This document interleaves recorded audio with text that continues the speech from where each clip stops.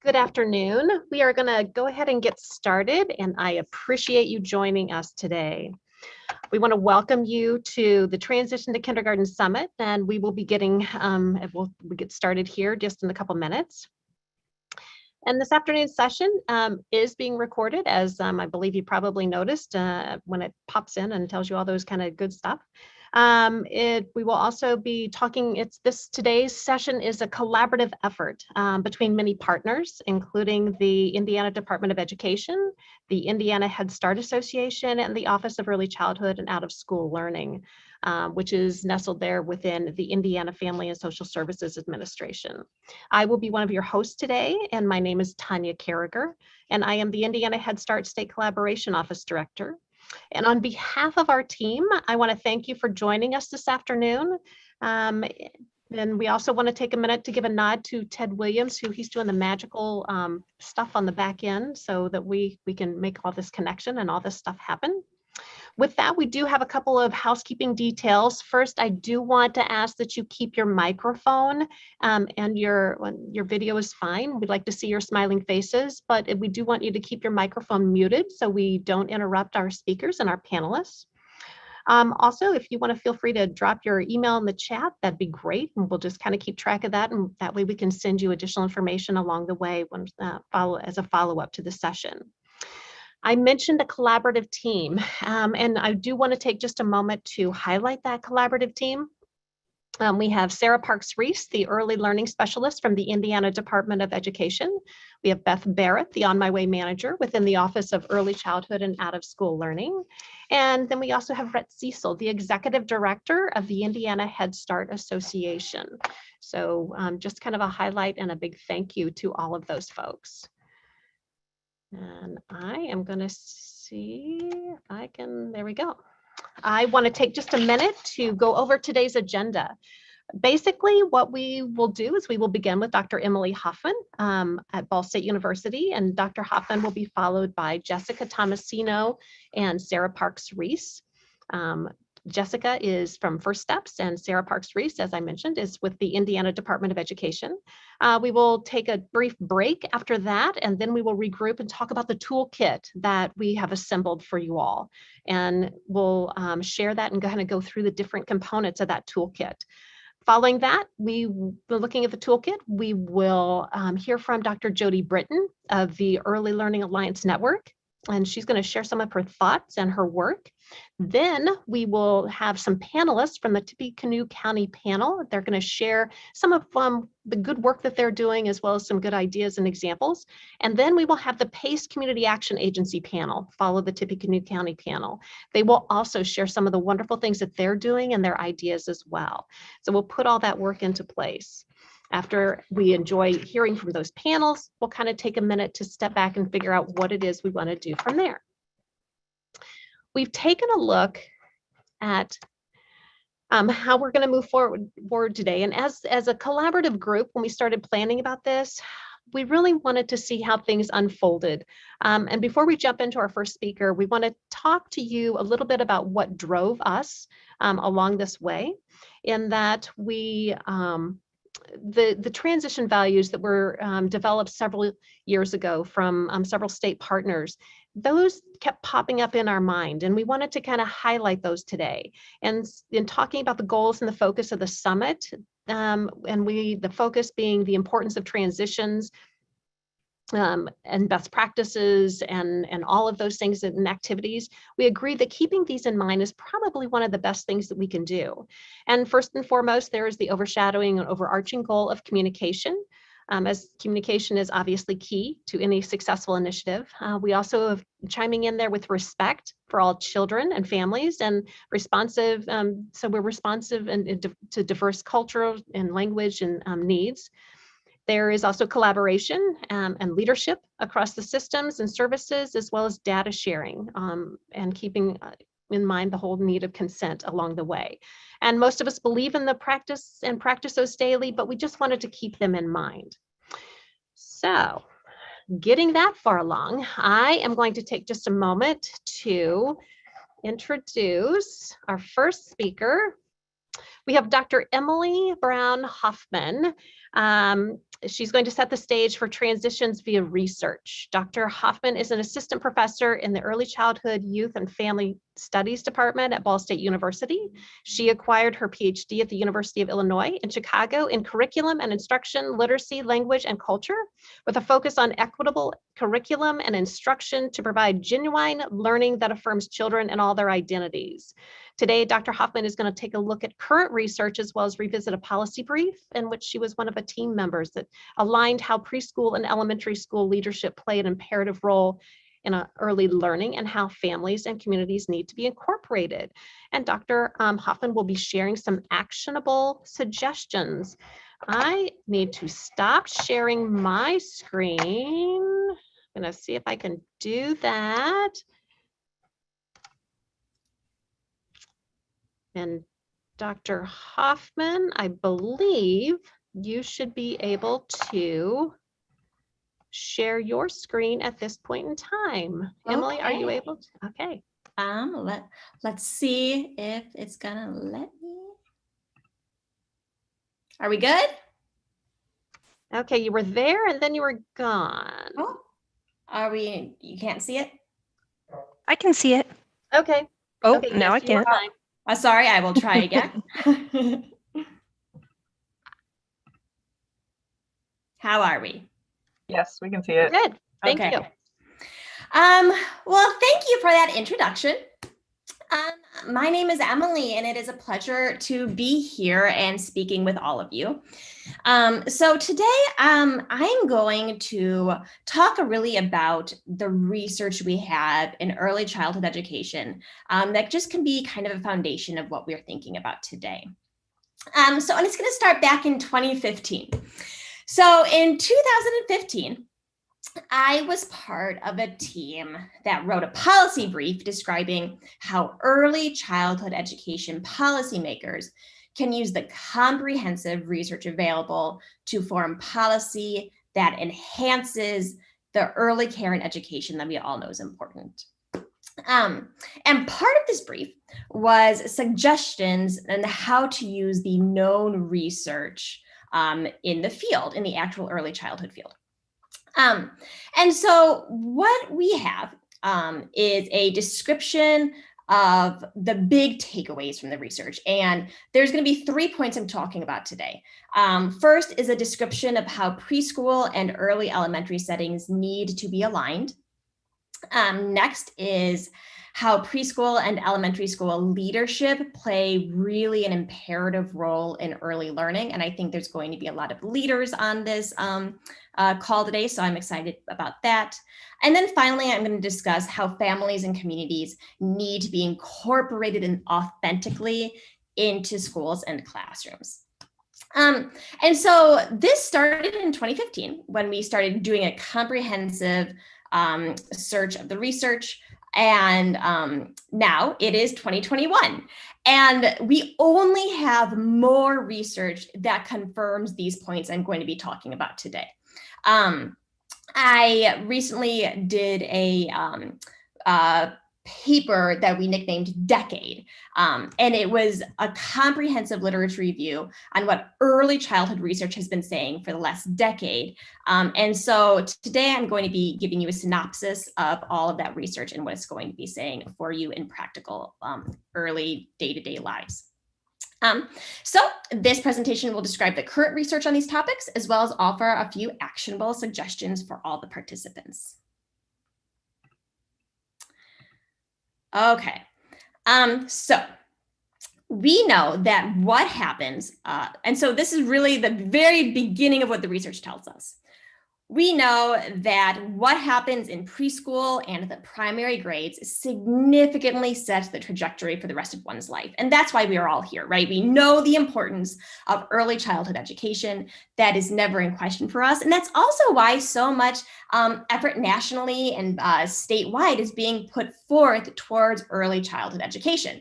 And you'll see the papers on the side that I just briefly talked about, the policy brief, and then some more recent papers that talk about this, the decade of research, if you're interested.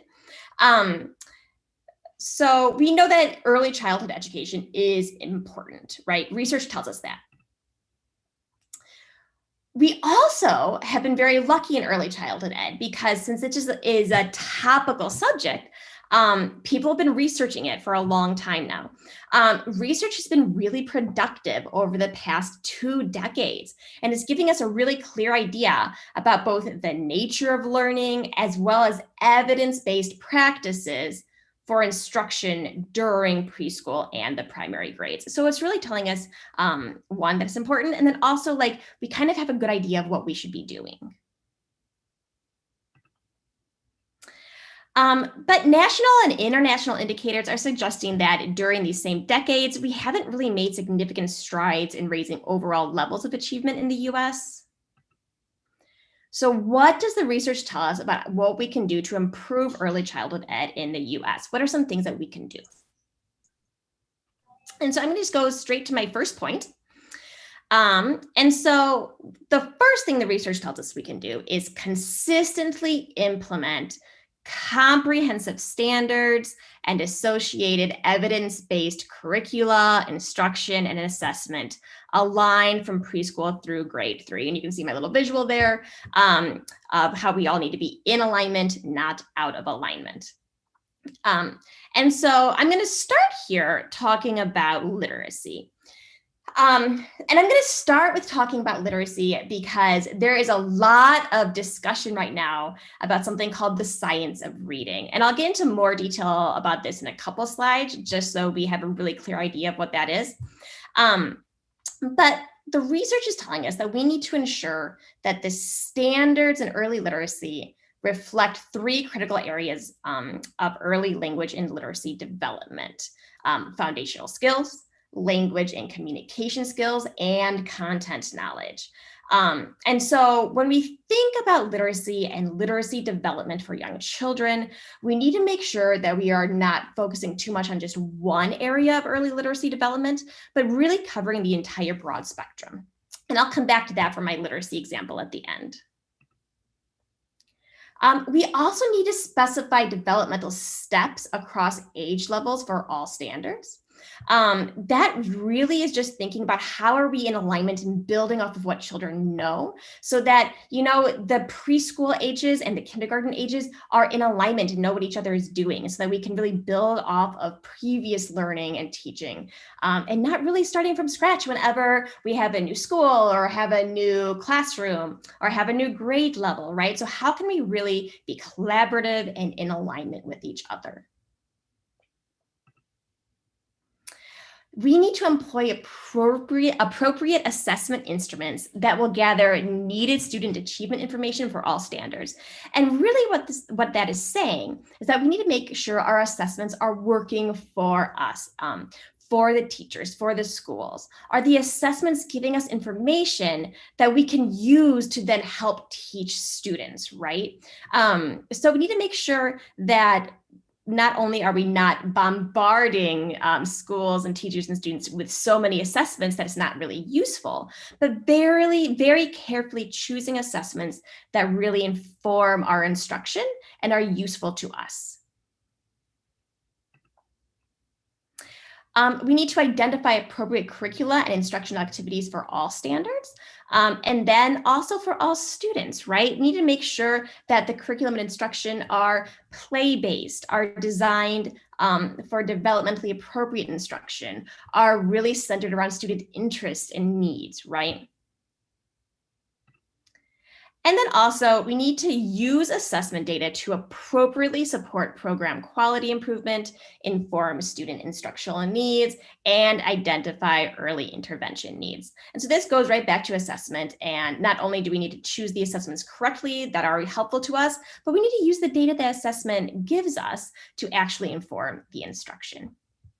And so I'm going to give a little example with literacy about being in alignment and out of alignment. And I use these slides in my classes. And I have found that it's very helpful to be thinking about the expansive notion of what literacy and literacy skills are, and all that need to be covered in early childhood, because there is quite a few. Okay, I love this graph. So how do literacy skills develop? So literacy skills can be kind of put into two buckets. One bucket would be the constrained skills, and these are skills that can be mastered over time. One example of a literacy skill for early childhood that can be mastered over time is the alphabet, right? You can, and children can, know and master all the names of the letters and all the sounds of the letters, correct? That is something that can be recorded and mastered, and children can do. Then there are unconstrained skills, and these are skills that continue to grow indefinitely throughout a person's learning. And a good example of this is vocabulary. I am 37 years old, and my vocabulary is growing all the time. When I read something new, when I learn something new, when I investigate a new topic, right? Your vocabulary can constantly be growing throughout your entire life. So what we need to make sure we're doing is not focusing all of our emphasis on constrained skills, which would be more about those decoding skills, those phonics skills. They are very important for children to learn, but they only are some of the skills that we need to be focusing on in early childhood. If you look at the very bottom of the graph, you see when all of these skills are kind of starting, and they are all starting in the 0 to 8 early childhood range. So we need to really be fostering all of these early literacy skills from the very beginning, because otherwise they will be going into the older grades and not have that really solid foundation that they need. And my next slide is kind of this in just a slightly different way of talking about it. So I have literacy instruction to match development on this slide. And so I have preschool, kindergarten, grade 1, and grade 2. And so when we talk about alignment, we can really be thinking about how we are building off skills learned in this graph, previous grades, but it could be previous, experiences. And so you kind of see the more faded words are words that probably won't be covered as heavily as the bolded words in those grades. For example, phonics is really covered more in depth in kindergarten and grade 1, and not so much in pre-K and grade 2. But you see that listening comprehension and reading comprehension are heavily covered in all of those grades. So when you kind of look at the grade level, you can see kind of the skills that should be more heavily emphasized than others. But all of these are somewhat covered in each of the grades. And so when you think about how your grade is building children's skills, we're thinking about the expansiveness of all the literacy skills that need to be covered. And so this is actually really useful when you're thinking about collaborating not only with maybe your grade level team or your preschool center team, but also thinking about, where are children going next year, talking, collaborating with other teachers, with other schools, thinking about how you're going to be building foundations for children as they kind of move in age. Okay. And so our next big point that research has shown us is that we, as the early childhood field, need to build the capacity of preschool administrators, elementary school principals, and relevant early ed personnel to lead high quality programs that improve student learning. So leaders are important. No matter what early childhood setting we are in, leaders are really important to what happens on the day-to-day interactions with children. And so here are some specifics. We need to ensure that preparation programs for leaders of learning organizations serving young children are based on program standards and activities that foster leader knowledge, skills, and dispositions, aligned with current early childhood research. We need to implement policies that foster among current preschool leaders, elementary school principals, and district leadership the necessary knowledge and advocacy and skill in instructional leadership, organizational leadership, policy, and developing adult learning related to early ed. And so I'm going to talk a little bit more about that adult learning in early childhood ed. which can also be known as professional development or professional learning experiences. And we need to ensure that leaders can provide professional learning experiences for early childhood teachers that enable them to implement high quality early instruction in their classrooms. So overall, this is saying, we know the most important factor in a school for a child's success in learning is a high quality teacher, right? We know that. But we also know that high quality teachers need strong leadership to support their growth and advocacy and renewed energy. So it's a little catch-22 right there. We know that high quality teachers are very important, but we know that high quality teachers need, right, strong leadership. So that's just something we need to keep in mind when we are thinking about a school building or a childcare center, that the importance and presence of that leadership is important. And so I'm going to talk briefly about a professional learning experience example. So recently, I'm sure many of you know the journal Young Children or Teaching Young Children. A colleague and I recently published an article in Young Children called Listen to What We Hear, Developing Community Responsive Listening Centers. And this study investigates early literacy and language curriculum and instruction. But the reason I really wanted to share with you all is because it was really kind of a different approach to professional learning that I don't think is used as much, but that's something we could take advantage of.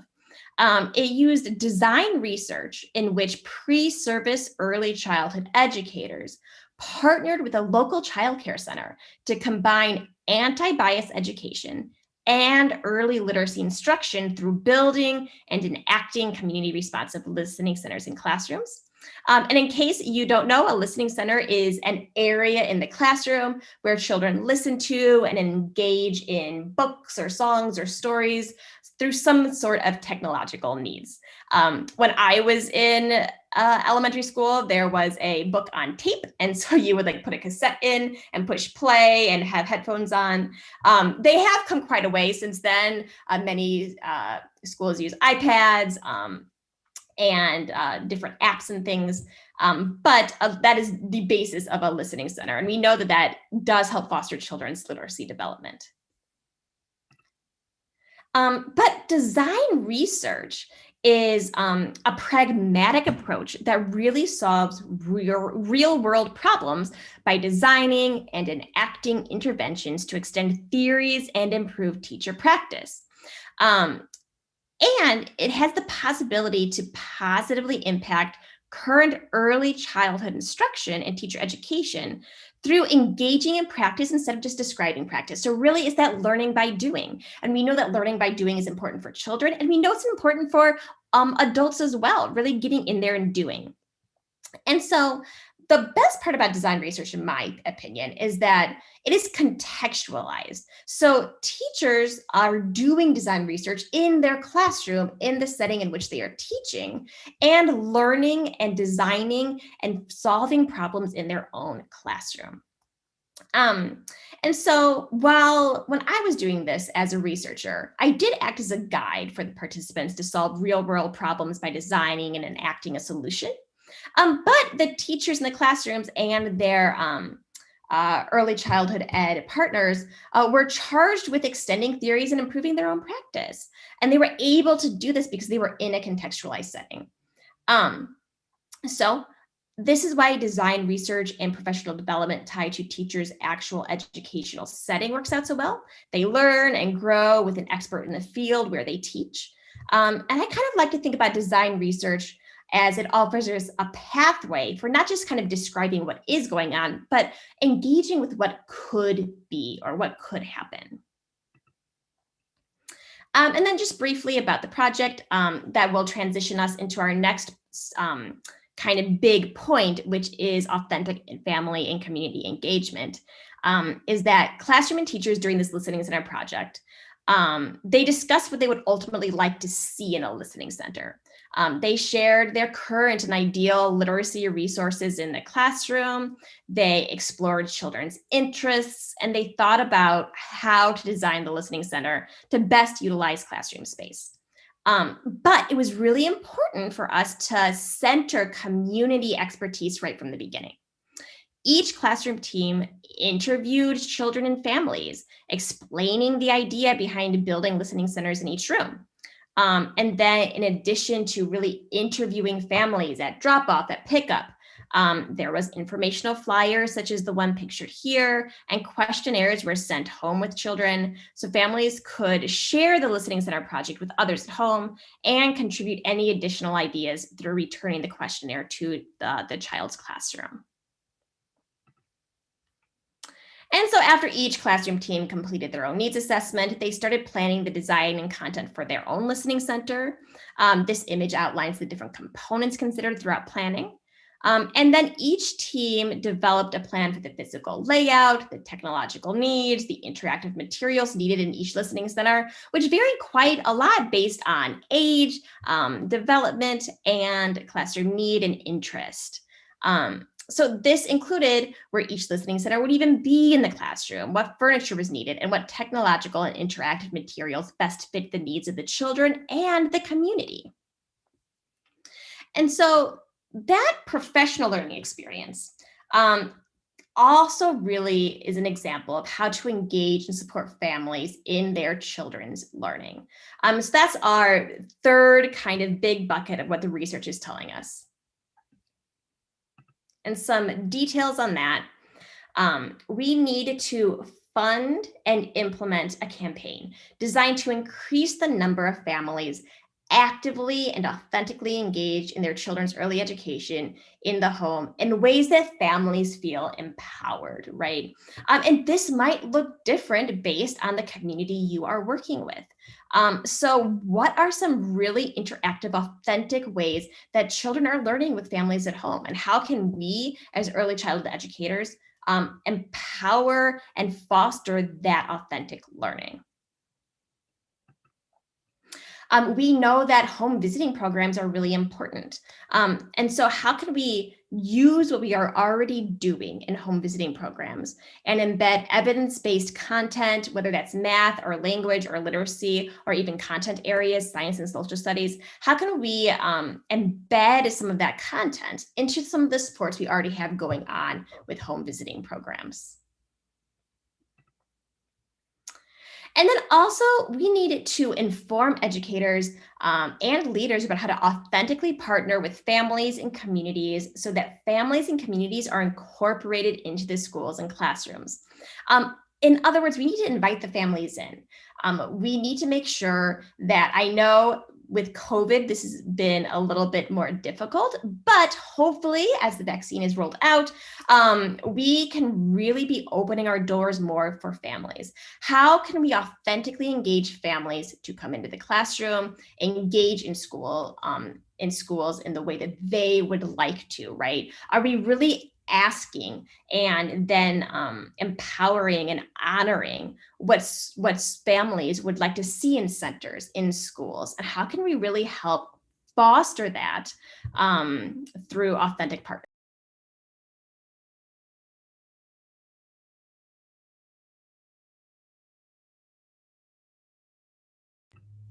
I think I was muted, but I'm unmuted now. So yay. And so I do think that when we think about these authentic partnerships, if you are to pick up the Young Children article, something we did do that I think is a good example is we had family and community members actually read the books that we chose for each listening center in the classroom. So not only did they help choose content. All right. I feel like I hear a classroom, which is really wonderful for this.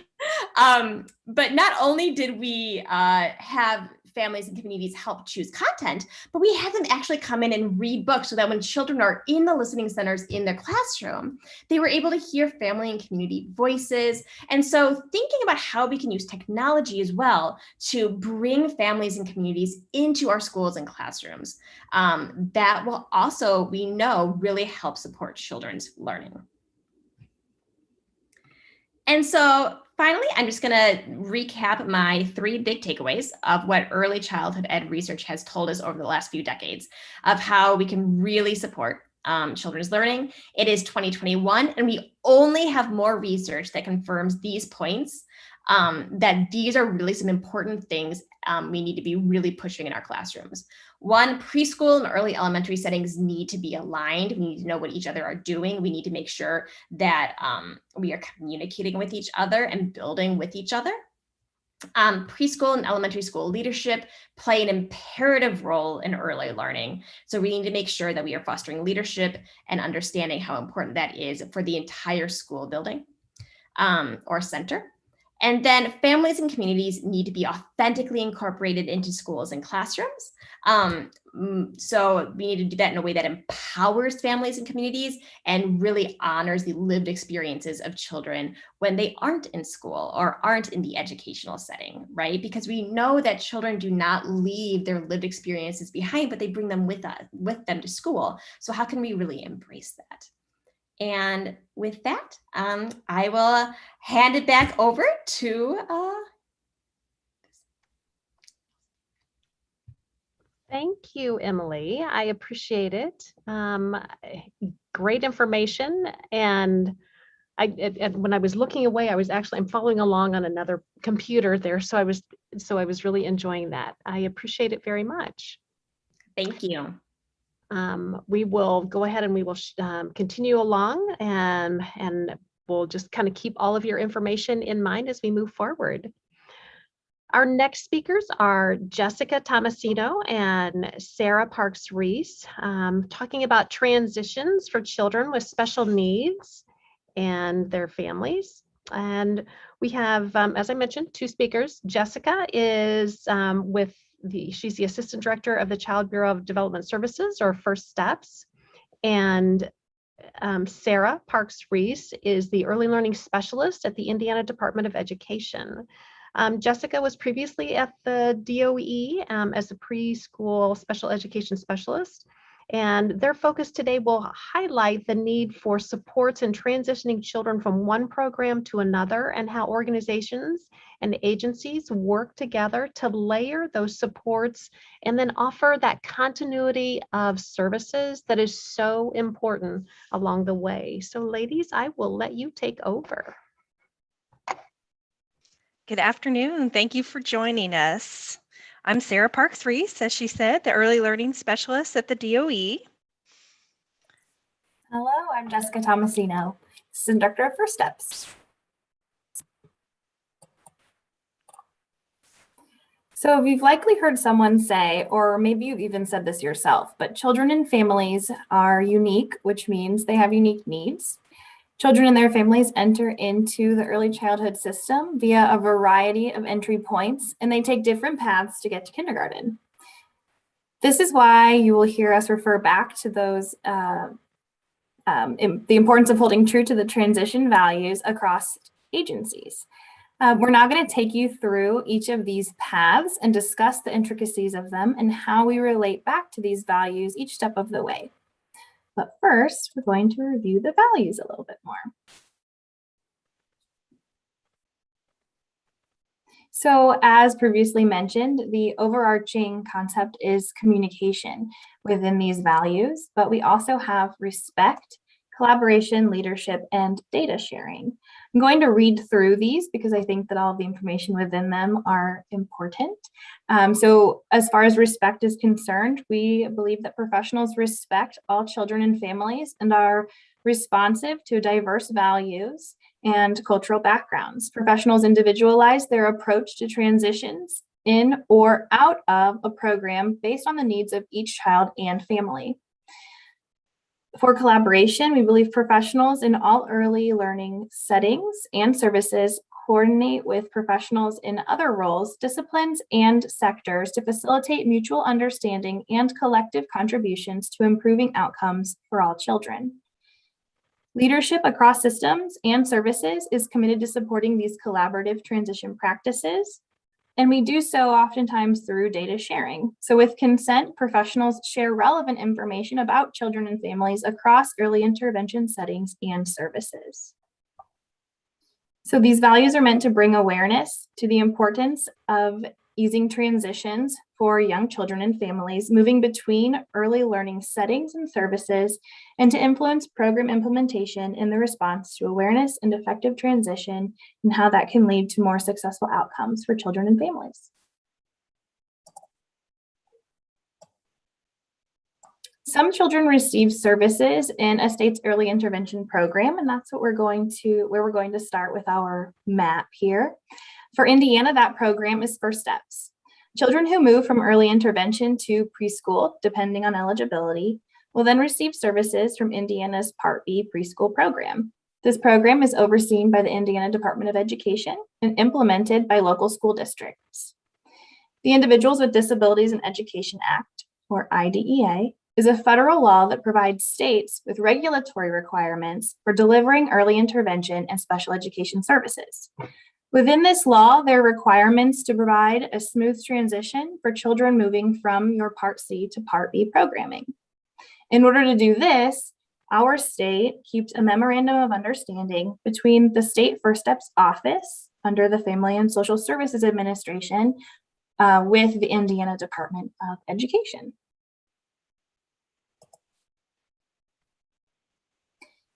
Because a smooth transition is a federal requirement outlined in IDEA, it is also monitored by the Federal Office of Special Education Programs. So we too, as a state, monitor compliance for certain timelines. The process in the map begins at the time of First Steps transition must begin taking place, which is 6 months before a child's 3rd birthday. As you can see here, there are several checkpoints along the way, ensuring the transition is timely, uniform, and promotes communication between the early intervention providers, schools, and families. At the 6-month transition conferences, that's when families will meet and decide if they're interested in pursuing Part B services. If they are, directory data is shared, so it's not a large file of information. It would be their name and how to contact the family, and that's shared with the local school district, and the child then is provided a smooth transition, which would look like an evaluation, the convening of their team or case conference committee, determining eligibility for preschool Part B services, and then providing services. And all of these things must take place by the child's 3rd birthday, on or before that 3rd birthday. So that's the key to the smooth transition.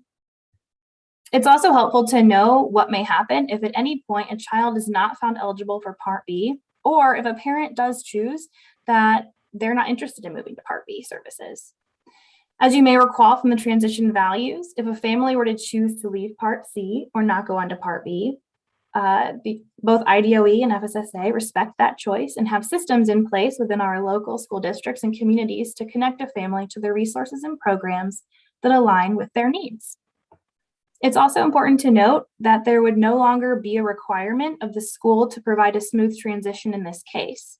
So if a family were to choose to have their child evaluated at a later date, the family would now be held to a parent referral timeline, and that is a 50 instructional day timeline.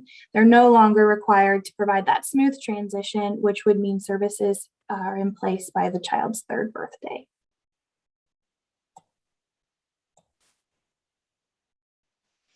Okay. So since we have some community-based early learning providers, Head Start providers, we wanted to share quickly what your role can look like in helping families seek out Part B services before kindergarten. So a child who is not yet old enough for kindergarten and who did not participate in the First Steps program, like Jessica was just talking about, can be evaluated and, if found eligible, receive special education and related services provided by the public school. If the child care provider suspects that the child may qualify for special education services, they will want to collect observations of the child.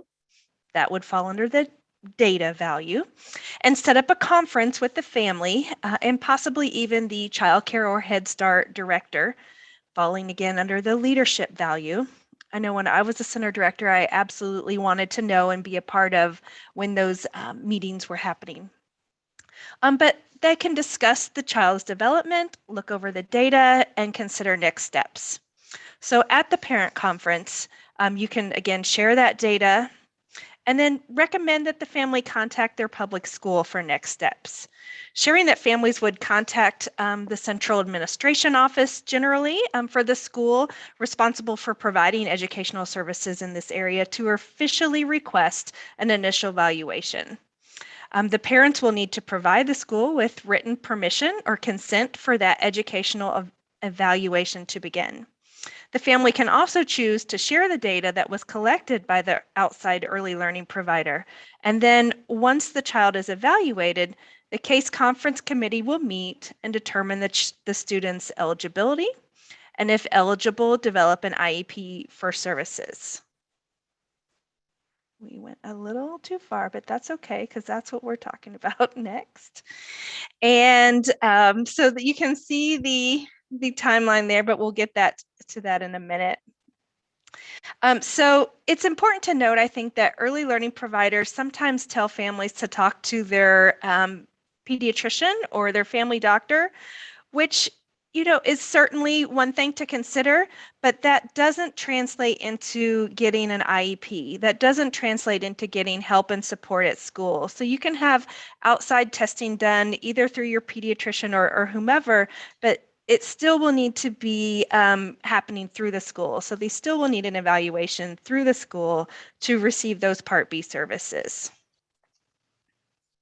So if you look at that timeline, then you see that there's a parent request for an evaluation, and then that moves to the 10 days that the school has to provide notice that either they will conduct that evaluation, or based on screening tools and conversations with the family, maybe they're going to not conduct an evaluation, which if that's the case, then there are a process for that to show the families how they can request information about that.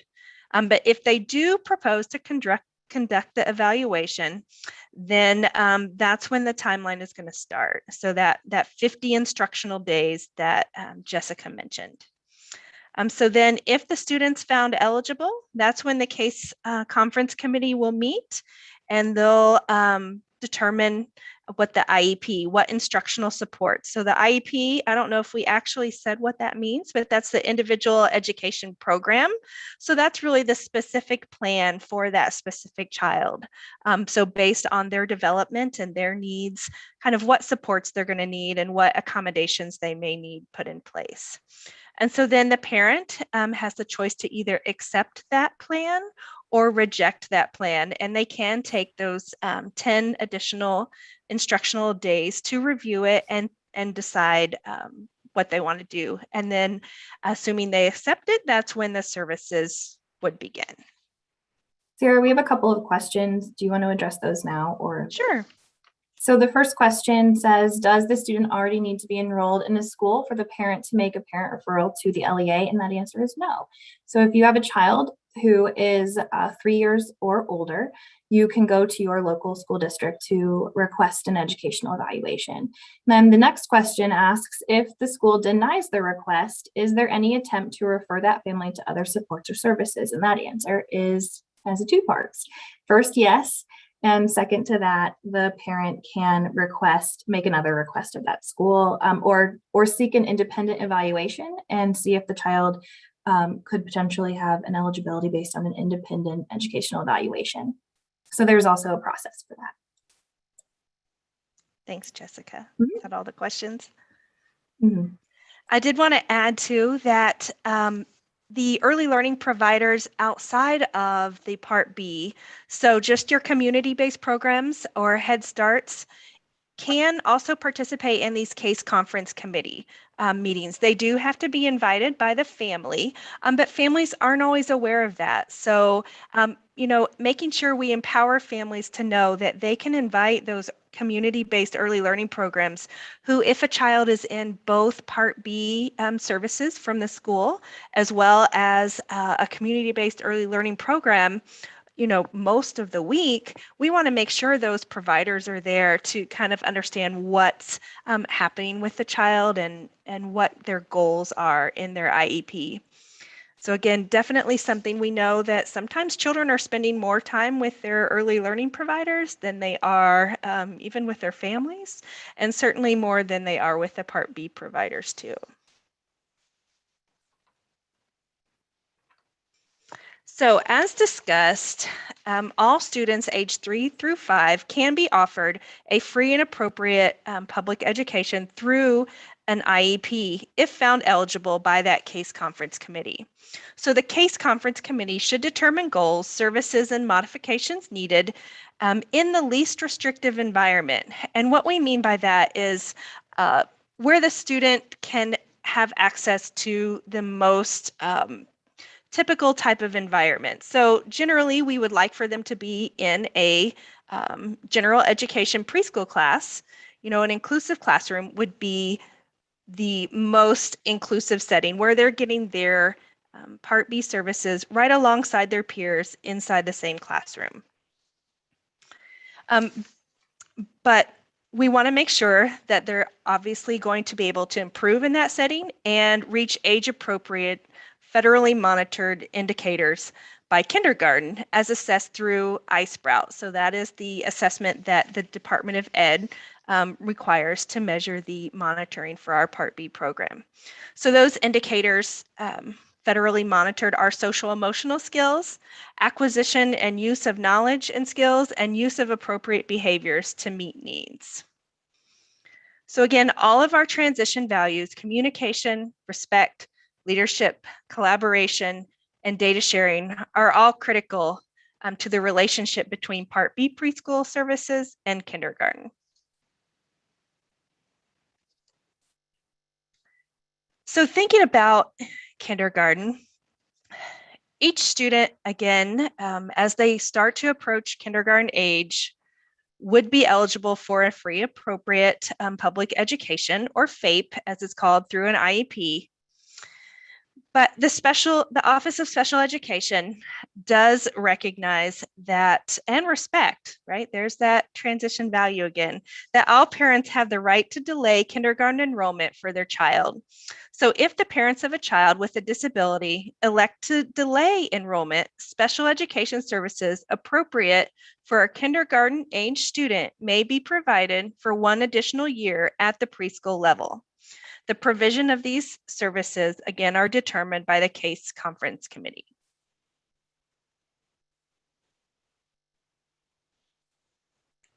Whoops.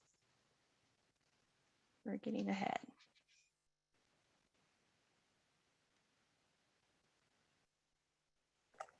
We did. This example could be a family who was receiving early intervention services through First Steps, and they've chosen to seek participation in their community-based preschool or Head Start setting, and not through that Part B preschool path that I previously mentioned. In some cases, a family may later choose to be evaluated for services to which they would go through the timeline provided by Sarah and on 50 instructional days, and then they would receive those services either within the school districts. They might have an inclusive environment where students would then go after that, or in many cases, there are programs throughout our state who provide it's called a least restrictive environment. That's the technical language. And they're provided through contracting with community-based childcare centers, so Head Starts and other community-based programs. So that we're doing exactly what Sarah mentioned, and that's to provide opportunities for children to learn alongside their peers, all the while receiving early intervention services.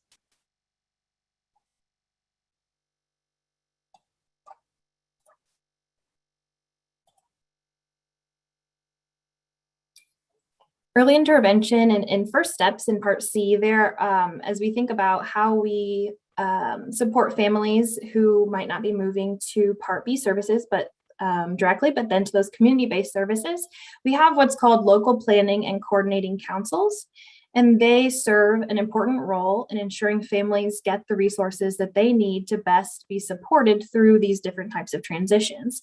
So First Steps is set up in systems points of entry around the state of Indiana, and each systems point of entry has a local planning and coordinating council.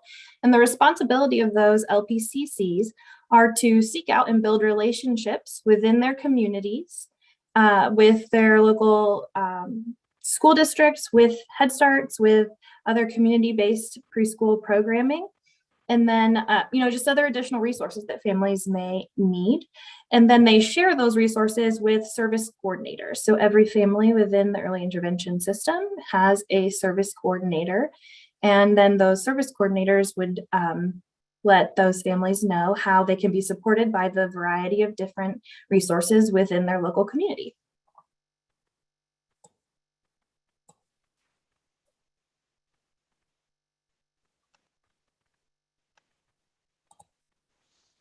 And then finally, we know that there's transitions from just community-based programs and Head Starts or from their own home to kindergarten. And so obviously the rest of the Transition Summit is going to be focused on that pathway. So we're not going to spend a lot of time talking about it, but we will just mention that there will be additional ideas for that in the toolkit that we'll present later.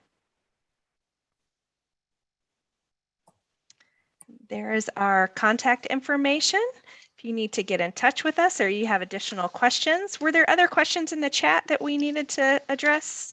Tanya's shaking her head yes. Yes, there are. I was just looking to see where we left off. Okay, we answered that one. What supports are provided to parents to assist them in understanding these processes when they are not connected to other community-based care or advocates? So to answer that question, both in Part C and Part B, we are required, also a federal requirement, to give families their parent rights. And I know from the Part B standpoint, the last page of that parent rights also provides a Family Information Center contact information. Indiana's Family Information Center is in-source. So that information you can find in that packet, very large packet of parent rights. There's also a wonderful companion document to Article 7, and that is Navigating the Course. And that is a very helpful document written to help guide families and providers through these laws that govern our programs. Do you recommend that Part B providers have an MTSS team to assist early childhood centers with suspected children? I don't know that I can recommend that or not recommend that, but providing a multi-tiered system of support team that would provide that information, I think may be welcomed. I don't know, Sarah, if you have additional information about that question. No, I don't know that we would necessarily recommend, like you said, or not recommend, but again, I think it could be certainly helpful. Another question is asking, can the case conference committee say they do not agree with the additional year of preschool, or is that an all parent request? That's a tricky one. I think that the parents can absolutely request it, but each situation is going to be so different. I think the school may have more insight sometimes as to that developmental progression and what they've seen to know, is that student ready for kindergarten? Because sometimes we don't want to send our babies to kindergarten, right? And maybe that's not because the child isn't ready. Maybe it's because I'm not ready. And the next question kind of asks the same thing, Sarah. If a parent decides to delay entrance to kindergarten for another year, must the school provide preschool services? I know that there is a document that the Department of Education had posted at one point, and it speaks more specifically to this question. And I think that providing that document may be helpful in answering these questions. If that's something we can do at a later point, I'm not sure how that would work, but. Absolutely. This question is, will Head Start allow another year of preschool? Is it, or if it's deemed appropriate? I don't know the answer to that question. Yeah, we aren't the Head Start experts. Tanya? Well, I don't know that I'm an expert, but I will chime in and just say that it's probably best to just keep the lines of communication. Again, that whole focus on communication and then respect for where the children and family are to work with your educators. So there's probably not a hard, fast answer to that one, except for the lines of communication being open. So you have that discussion going. And I think that's true for a lot of our answers, right? Mm-hmm. There's also some great information in here about other experiences. Thank you, Beth, for adding the link to InSource. And then the last question in here is asking, are parents given documents or are these rights explained to them, particularly based on their need for interpretation? The answer to that question is hopefully. I think that in my experience, my individual experience asking families, what questions they have and explaining these things to them, more practice that I chose to use. There are also, there are documents that can be translated. They're translated in a couple of different languages. It's written at a very high reading level. It's, 12th grade reading level and above. So we know that that is not accessible to all families. So utilizing Navigating the Course as the companion document or giving Navigating the Course is definitely very helpful. And then just ensuring that we are providing families with access to InSource and helping them get to someone who can better support their understanding through this process is very important. And that was our last question. All right. And if you're interested in any of the documents like Navigating the Course or the Spread the Word document, I think it was that Jessica referenced about some of those questions, then definitely reach out to us and we will get you what you're looking for.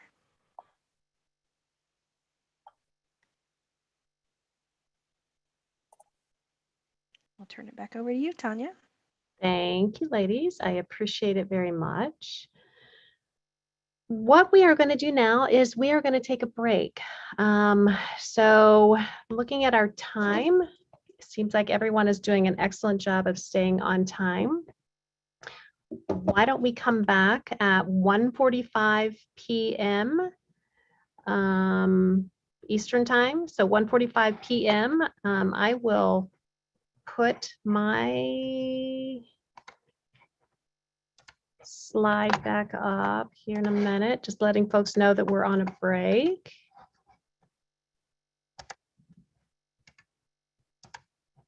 So again, what we'll do is we will come back at 1:45, and so feel free to step away, answer the questions that you're getting from everyone that we need to hear from, and we will be back here at 1:45.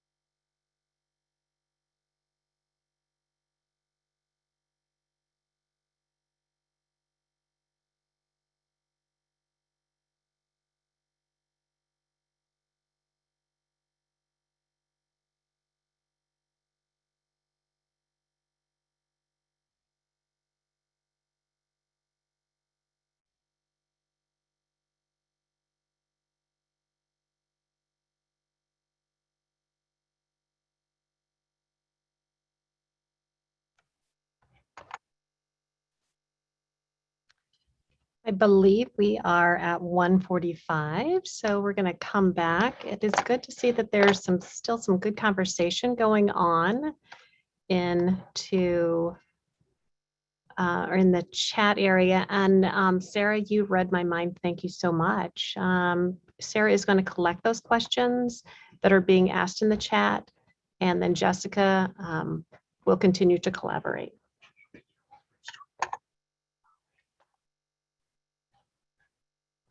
Resume share. Click it. And that was it. No, I can't see it. Yeah. Away.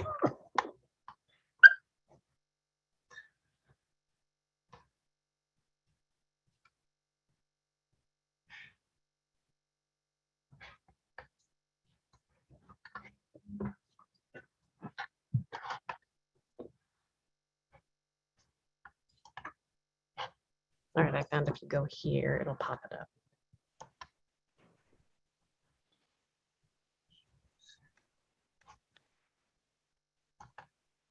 You're still sharing, Tanya. Did you want me to share that toolkit or? Just a minute. We have to restart the recording. Oh, okay. Maybe it was. Maybe it wasn't us. But now it's stopped. You know what we did, but I think we hit the wrong one. All right. All right, so let's go back here and go. Resume recording. There we go. Okay. We're good to go. Thank you. Yeah, and then we're still here. Yeah, got it. All right. Let's see if I can move over. Lost my mouse. Here he is. Found him. Next. Okay. We're going to talk a little bit about the toolkit, which, hats off to Sarah on this, because Sarah did the lion's share of pulling everything together and putting it in this really cool form with the Racing into Kindergarten Transition Toolkit.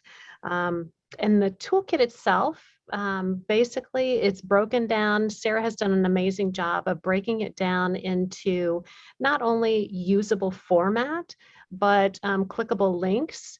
And she has itemized them and put them under those transition values that we have talked about so much along the way.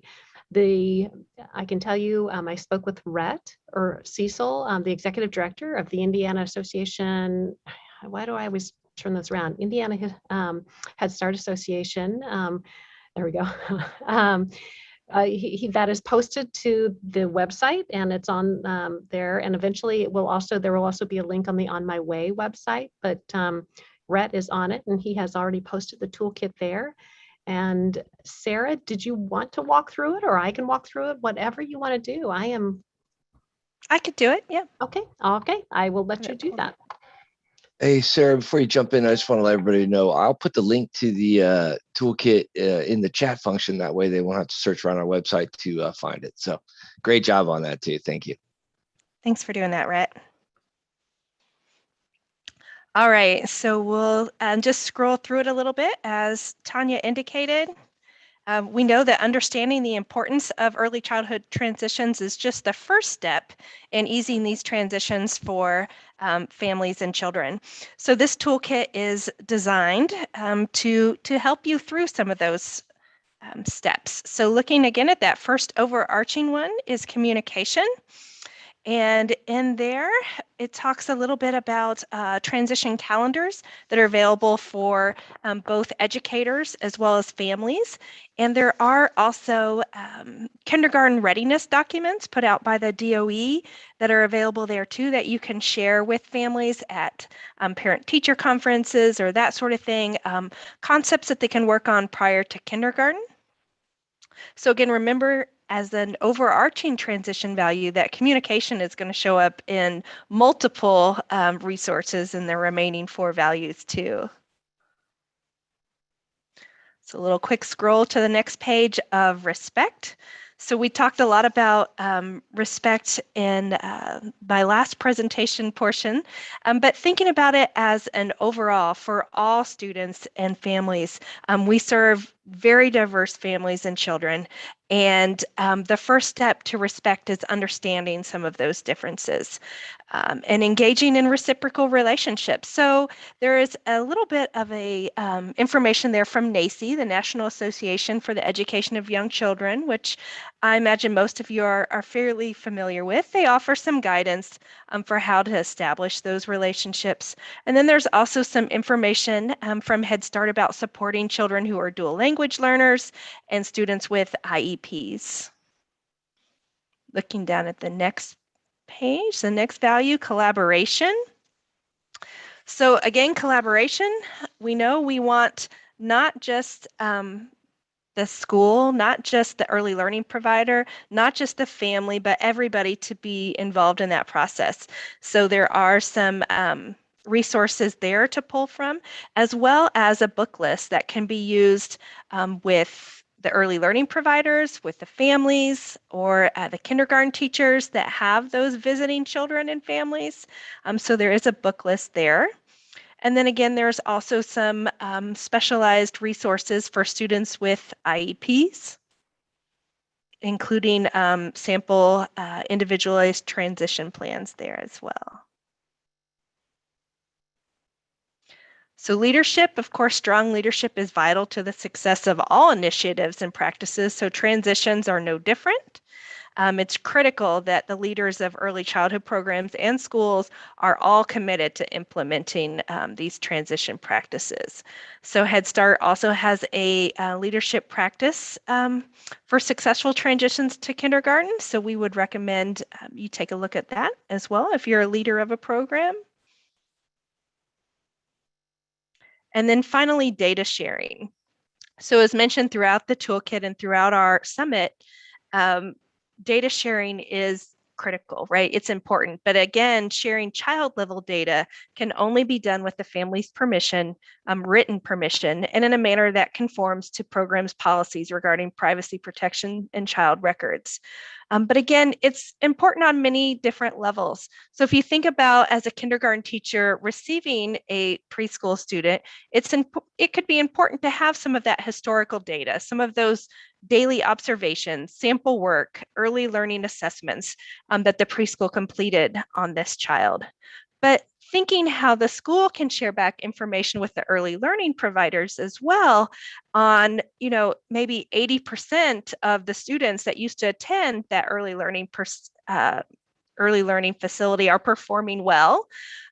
Or maybe 80% are not, and we need to look at better aligning some of those things that our Ball State partner talked about, right? Making sure those curriculum align between preschool and kindergarten, and how can we better do that? So the first step, again, in collecting data is knowing when, what, and how to collect it. So there's a little information there that you're able to access about authentic assessments in early childhood and what that looks like. And then additionally, there's a link to iLead to access the the Indiana Learning Pass platform, where you can access additional information and training on authentic assessments. So that's the toolkit. Did it make its way into the chat? I'll be right there. Okay, it's coming. So we do hope that that will be a good resource for you. And again, it will be posted other places as well. Sometimes it's easier for our outside partners to get things up on the website a little quicker. Yes, and just kind of to do a quick follow-up, there were a couple questions as you were going through the information, Sarah. We will be sharing, I know Rhett is going to drop the link that is on the Head Start Association website. He will drop that into the chat, but we will also be sharing that link as a follow-up when we share the link to the presentation as well. So that will be coming out to you. So And look, Sarah, you're getting all kinds of kudos there for all the hard work you did. You did an excellent job of pulling that together. Thank you. Yeah, and Head Start's done a great job of creating a lot of the resources that we're accessing. So we definitely appreciate that as well.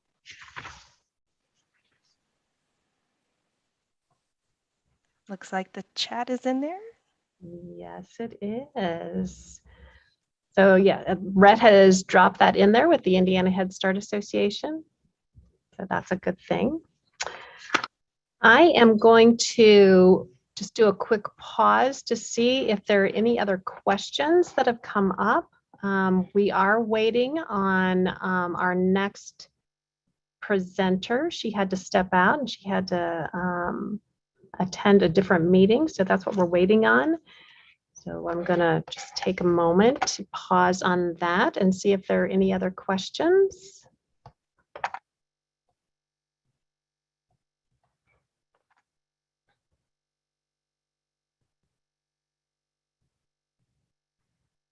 All right.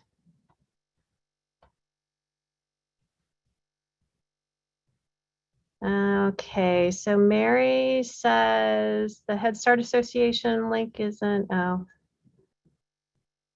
The Head Start Association link is not working. Brett? So it's not working, huh? Let me take a look see at this. Oh, okay. Well, and Jennifer said it worked just fine. Okay. Yeah, so, it works okay. So Mary, what you want to do in there is it'll drop you to the kind of learning page, the events page, if you will.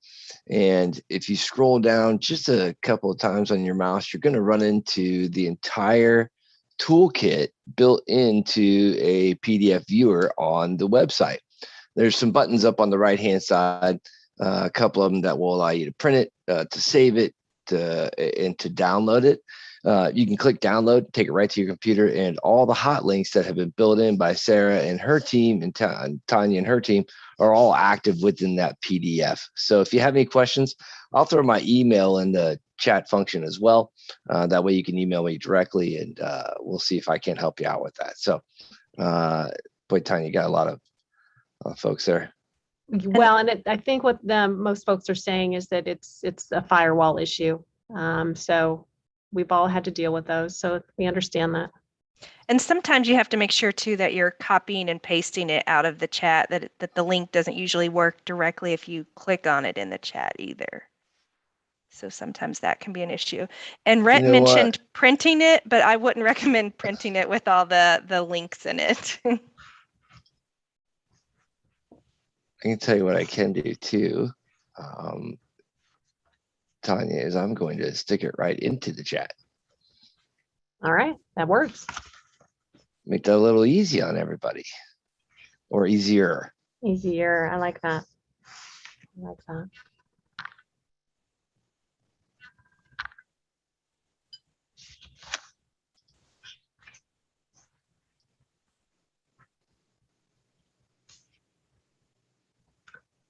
All right. We're just watching while Rhett does his magical work on the back end on that. There's no magic in this, trust me. Just, if you want to know the truth, I'm trying to figure out where I actually put the dang thing. So I have to remember where I saved it. And then, okay, well, then if it's anything like mine, I can never find where I filed it. Where I file it doesn't make sense currently as versus where it is now.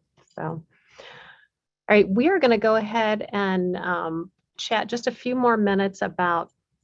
I do know that that Sarah did indicate that she would go back through because there was, as I mentioned, there was some really good conversation. There were some really good questions that were coming up regarding Part B and Part C services and referrals. So Sarah will go ahead and collect those and see if she can get answers. Also, if you have additional questions, please feel free to reach out to Sarah and Jessica. They had dropped their emails in. Just so you two know too, it's also one of those things where we are recording the session. So we will be sending the session out once the recording is done. And we will also be sending links to the document as well. Lourdes, you asked a very good question, whether or not the document is in Spanish, and I'm relatively sure it is not in Spanish, but we will see what we can do about that on our end. That's an excellent question.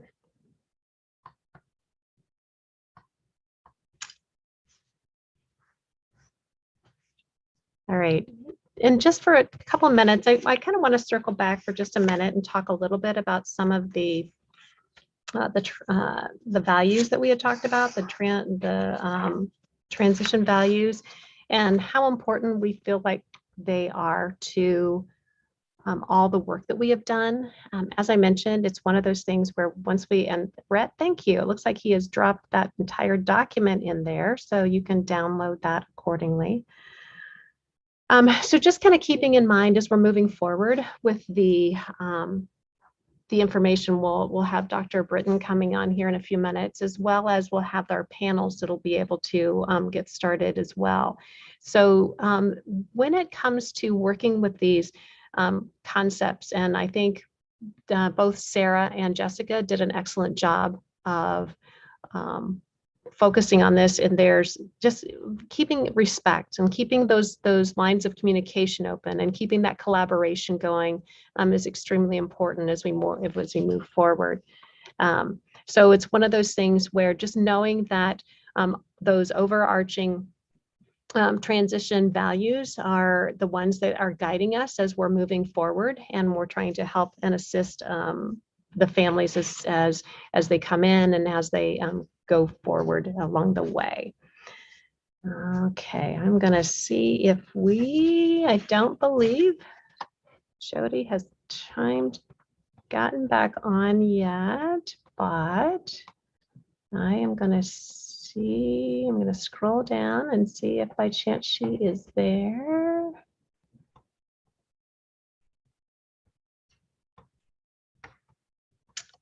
And I'm not seeing her yet. No. All right. Oh, she is just now coming in.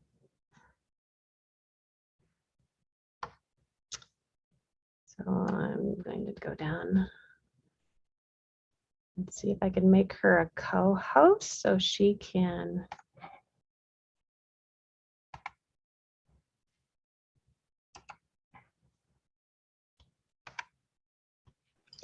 Jody, I know you are just now signing on, but I do want to double check and make sure that you, I did just make you a co-host, so you should be able to share.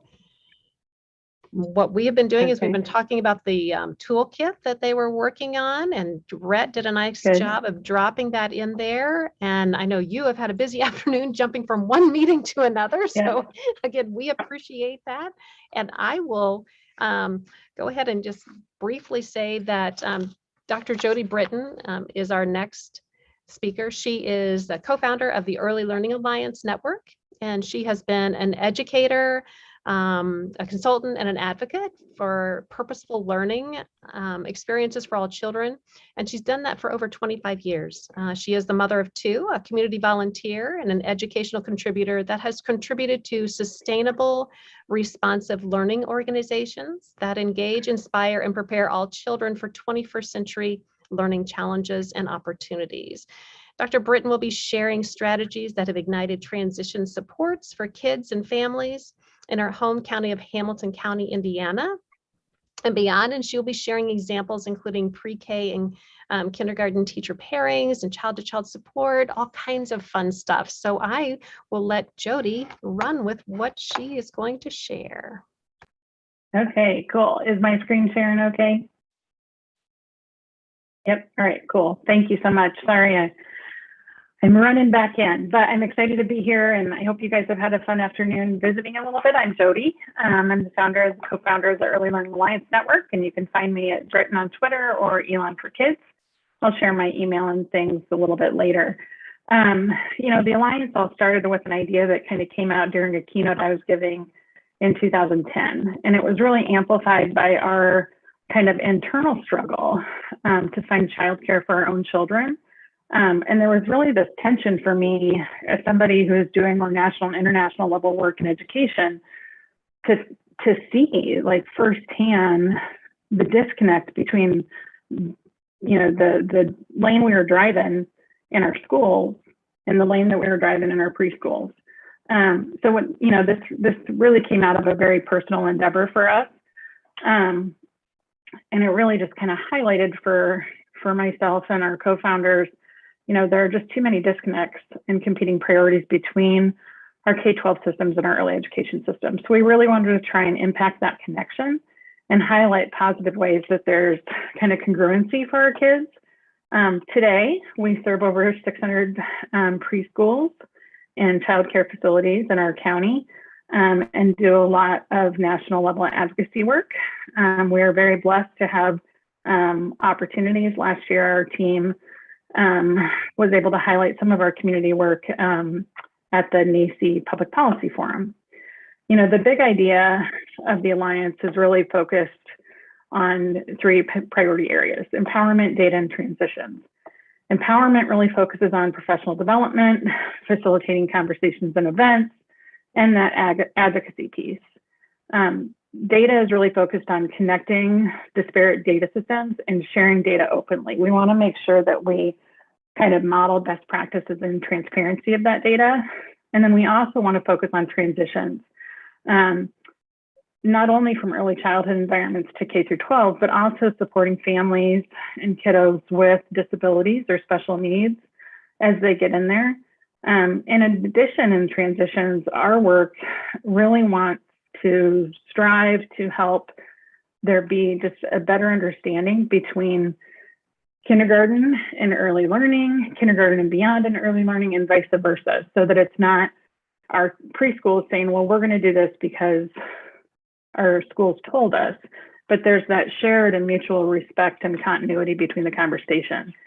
We really try and think of engagement of parents and families and stakeholders as a very dynamic process. But when we set the goal to get them to the point where they're looking for support when they need it, this is kind of the engagement funnel that we drive towards. So we really focus on trying to help parents and their kids, reach that point where they can thrive. But this funnel kind of drives our interactions with them, regardless of our priority areas. So we really focus on really global just awareness. Our social media is pretty active.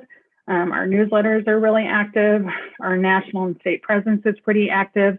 And it's just awareness, highlighting the components of our needs in our community, whether they be for our schools or our early learning facilities.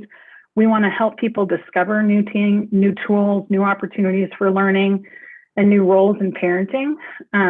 Actually, 3 meetings ago, I was doing some work on digital citizenship with a different state department. And, one of the things we're really working on with them is highlighting and making it easier for parents and families to just organically discover opportunities for learning. We really want to strive towards engagement. So we move from awareness and just, I know what I'm doing, to I'm engaged in what I'm doing. What we're finding is that happens easier and with a lot less effort when there's a very clear purpose behind that. And if we do all those 4 things, what we're learning is that our families and our educators come back and they understand the support that they can give, and they actually reach that point where they can thrive. 5 years ago when we started this work, I don't think we knew really where we were going, but we knew what data we had, and we were gonna try our hardest. Today, I'm really excited to share with you guys some of the lessons and transitions that we've learned. Lessons that are grounded in the idea that we empower kids and communities through connections and shared purpose. And for us, that connection and shared purpose is where great things happen for kids. Before we get started, I want to share with you the data that was the forefront of our minds when we set out to design some of our transition efforts. We always start with data, and we always focus on kids.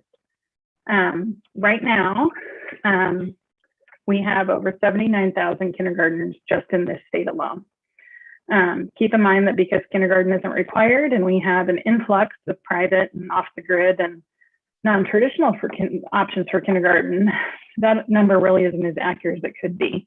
But that's a big number. When we look at the number of kids ages 0 to 4, they actually make up over 1/3 of the size of the full school-age child population in Indiana. That's a lot.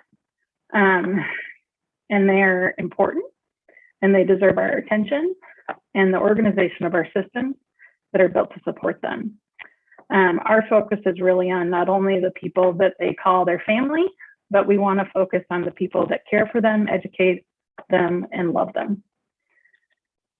So, you know, when we start with data, we always kind of notice what's there and what's not. Well, we didn't have open access to any data on trends in kindergarten registration. We did observe a lot of kindergarten classrooms opening like the week before school started. We still heard a lot of families come back and say, well, I didn't know I needed to register for kindergarten. I didn't know I needed to register for, you know, first grade. It's like, well, I live down the street, I'm just going to show up.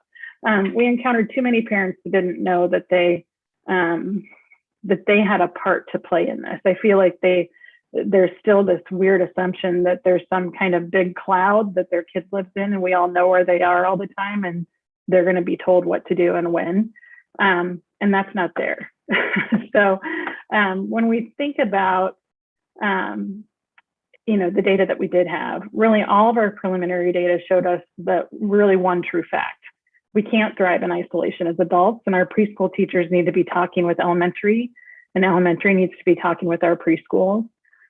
Each of them impacts the other equally, and we need to really harness the power of that collaboration rather than like creating competing systems. You know, our work to create systems that our work is really focused on really creating those systems that, you know, see that value and see the role and see the equally important context of all the stakeholders. Our schools do not own our children. Our preschools do not own our children. Like our communities are really the ones that are responsible for this work. You know, we took three approaches to transitions and piloting our transitions. We really wanted to inform families. We wanted to identify barriers, and we really wanted to connect K and pre-K teachers and kids. We have to involve the kids in this conversation. They're living through this and they know what they need. So I want to share with you everything that we've achieved, but hold on tight because I'm going to talk fast. Keep in mind that these actions and choices were very much intentional and drive our organizational outcomes. The biggest thing I want you to think about as you hear all these examples is this: how did we innovate without throwing spaghetti at the wall? Okay. You know, these are one of the main things that we did initially. It was actually the idea of one of the folks that helped us kicked off the ground, and that's kindergarten transition packets. We have over 3,400 downloads of these today. These are PDF packets with changeable hyperlinks on our end, where we can edit on the back end. Those URLs change all the time for our school district, and it is a heavy lift to try and keep those things updated and corrected. We have done this for 3 school districts now. Cumulatively, those districts have around 2,700 kindergarten students each year, which means that we're reaching about 42% of families. It's 8 pages in PDF. We have a glossary in there. Families do not know the language of K through 12 schools, and we need to get out of our own heads. The best thing we did when we sat down to do these, we got a bunch of moms and dads and a few grandmas together and said, try and register your kid. And the process was very hard for them. You know, in terms of, you know, the order, it's all in order of what they need to do, because they get stuck sometimes of, you know, have you done your free and reduced lunch packet? Well, that needs to be done. There's a sequence for things, and we need to make that really transparent to our families. We had too many parents really getting caught in the cycle, so we went back through all of those documents continually to really think about the order in which they were presented. You have to use friendly language, and you have to focus on the process and continued engagement. They're there, so how can you get them to sign up for their newsletter? How can you get them to sign up for additional trainings? They're there registering for their kids. You have to connect them then. We've also worked with local realtors to disseminate this to new homeowners. That has been a godsend, and the realtors are actually very appreciative of the opportunity to have that. Feedback data that we've gotten so far really demonstrates that parents felt more at ease to go through the process of registration and shared the information with others. One of the other things that we do every year is kindergarten conversations. These are events that have taken place in person and on Zoom. Live Facebook events are most engaging. We have about 700 views per event. What's cool about that is that we have people from outside of the districts that we primarily serve popping in. These are about 1.5 hours. They're very informal. We facilitate those in part because we want to be kind of the conduit between the families and the preschools and everything that they're sharing with us and the school districts. School districts cannot sit and just talk at parents. They have to listen. So we're more the convener. We're more of the connector. You need to leverage partners like the library and pediatricians' offices to share out information. We use QR codes similar to the one that's on the screen right now as much as possible. So our pediatricians' office have those up. Our libraries have those up and in their newsletter. We create a sign up so that they can send reminders, but we're also able to cultivate that list of parents then so that we can send out reminders about registration. We can send out reminders about vaccines. All of that data is really probably our biggest asset right now. We have a huge issue with vaccines. COVID just pushed everybody behind in terms of their kindergarten vaccinations. So because we had that data and we were hearing from parents and we were connected to parents before they get to kindergarten, we've been able to work with our local health department and get $20 Tuesdays where they can go in and get vaccines for their kids set up, and they don't have to go to the doctor. Right now in Hamilton County, we have about a 689-to-1 pediatrician to patient ratio. So they're struggling to get in just to get their shots. All of this, those kindergarten conversations, they have a district person, school leadership, kindergarten teachers, special education teachers, and it's always multiple districts that are present. And that's when it's more powerful because you can see the nuances and the differences between our school districts and even our schools. We always have questions for discussion, and we really, we have kind of our canned set that covers things like, what am I going to know about my bus schedule? What kind of learning are they going to do? Do I have to have them do homework every night? All those things. Kindergarten is so different today than it was. So we really want to highlight those things. This QR code right here leads you to one piece of collateral that Jen Wheat at Noblesville Schools created for us to distribute to families.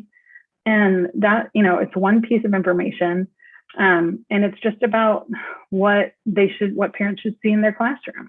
It's guided by developmental science. It's guided by learning science. It's things that we want to push the envelope on. What's worked for us is allowing time for questions. We always have a parent that is crying at the end because they're so worried about their kid. Their questions are things like, can they have a snack? How can they get out of the bathroom?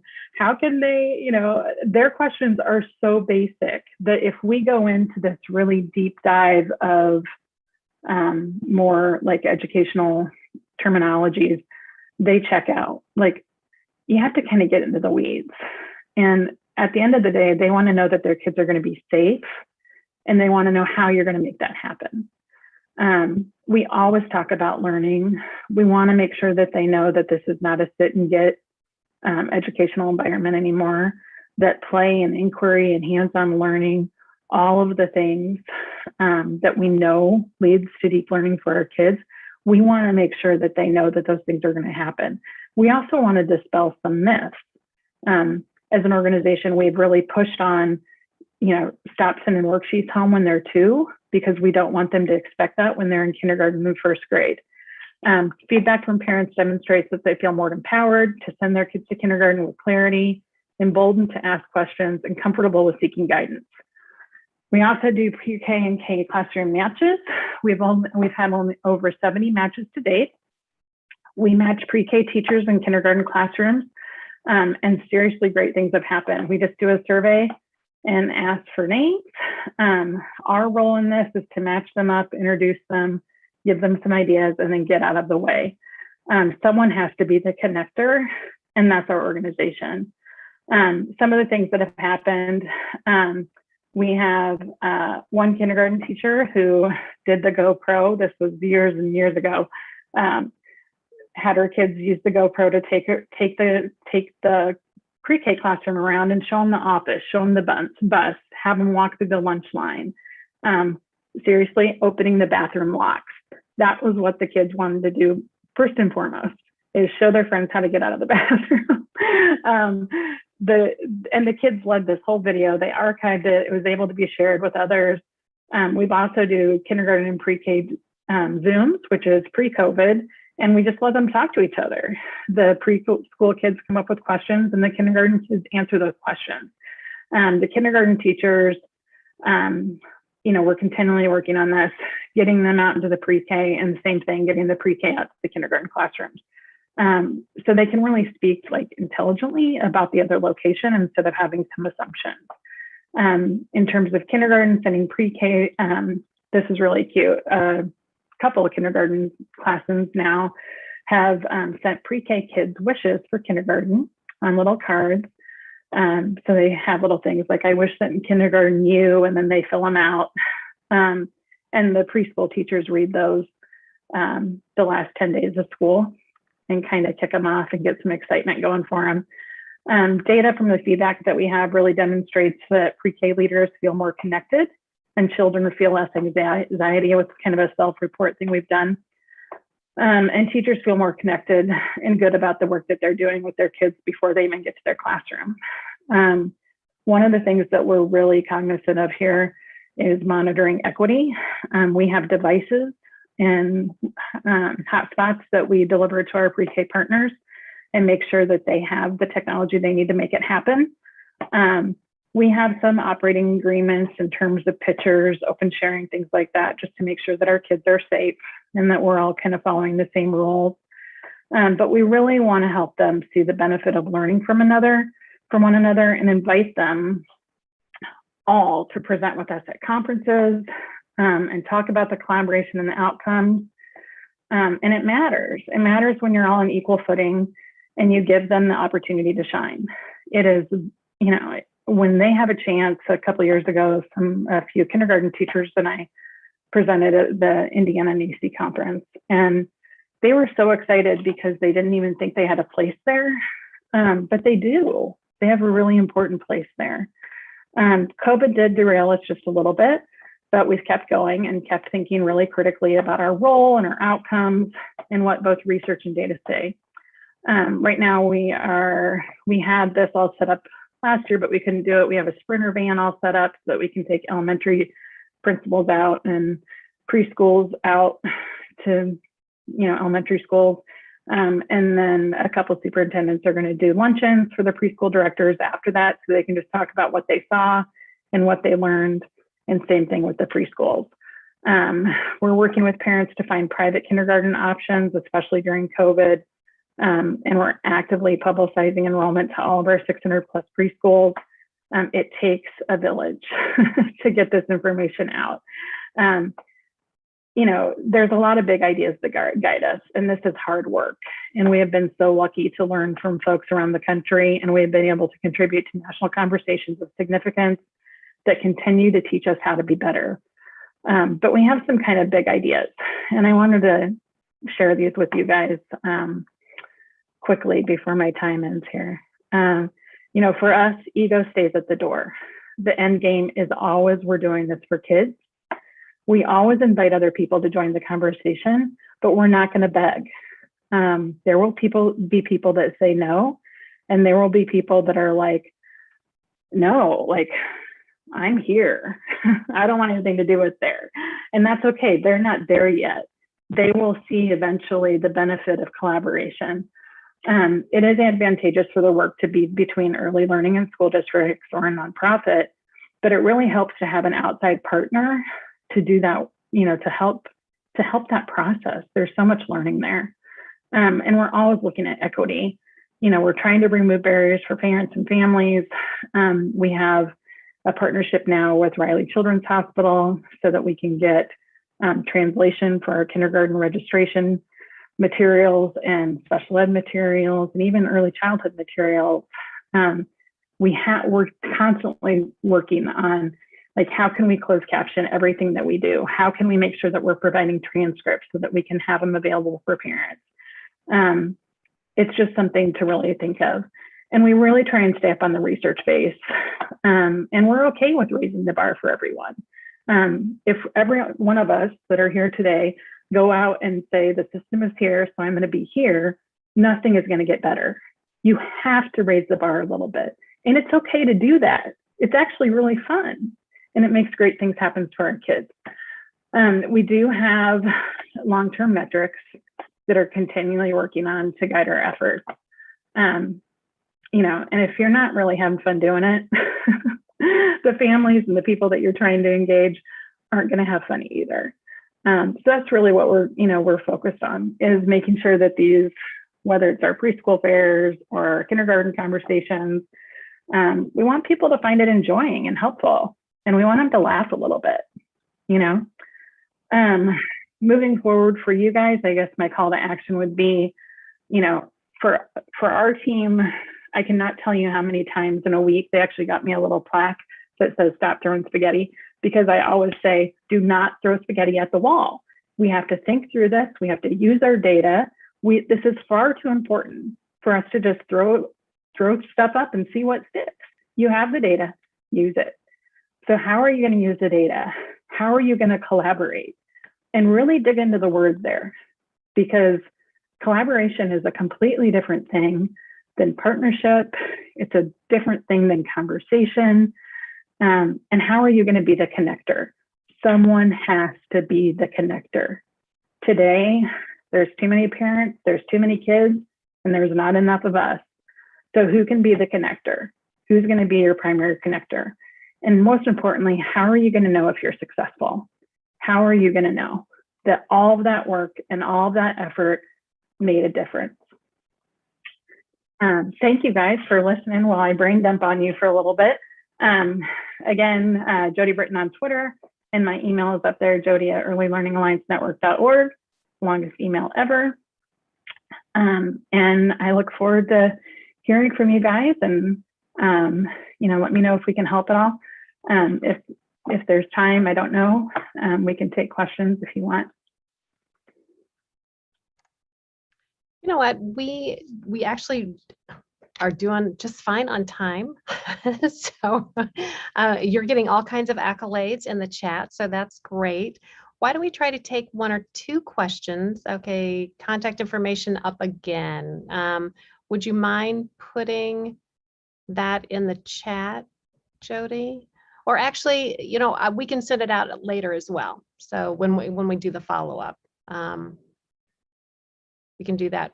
One good question from Deanne: where do we start with data?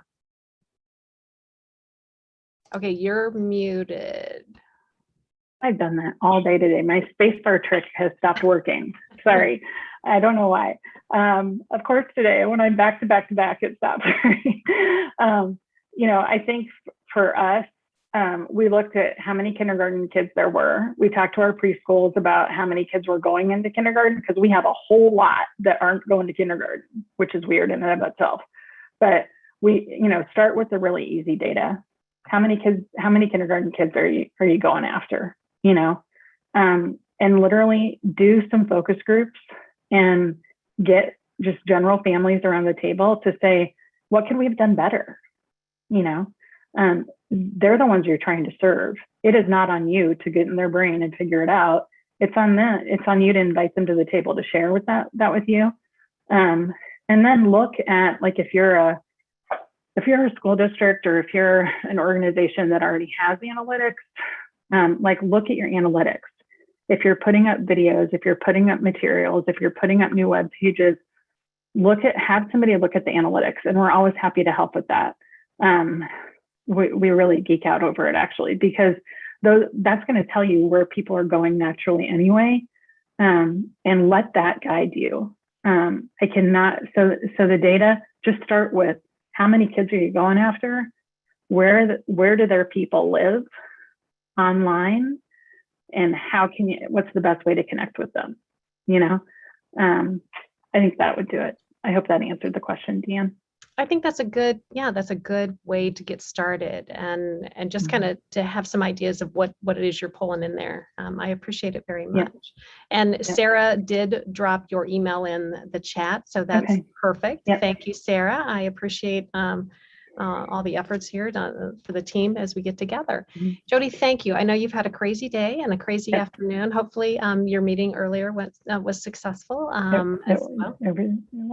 It was. We'll keep our fingers crossed. There you go. All right.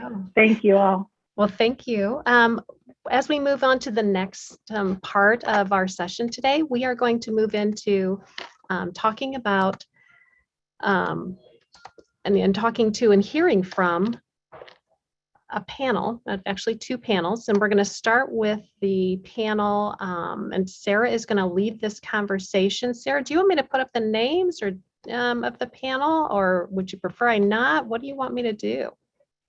I mean, maybe to start, but I think it might be more fun to see faces. Right.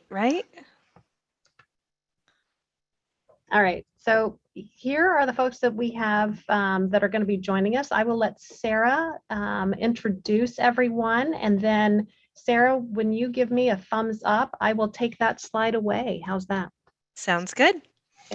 So a few years back, before COVID was around, Tippecanoe County invited those of us here in early learning at the DOE up to a group meeting that they were having between schools and community-based childcare and On My Way pre-K providers.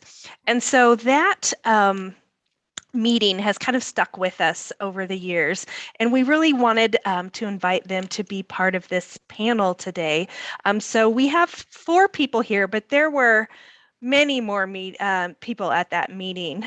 With us today is Sarah Delaney, the assistant principal at West Lafayette Elementary School, Kim Gordon, the On My Way pre-K project manager for that area, then Ann Hoff, director of Grace Daycare, and Amy McKee, Professional Development and Inclusion Manager at the Bauer Family Services Head Start.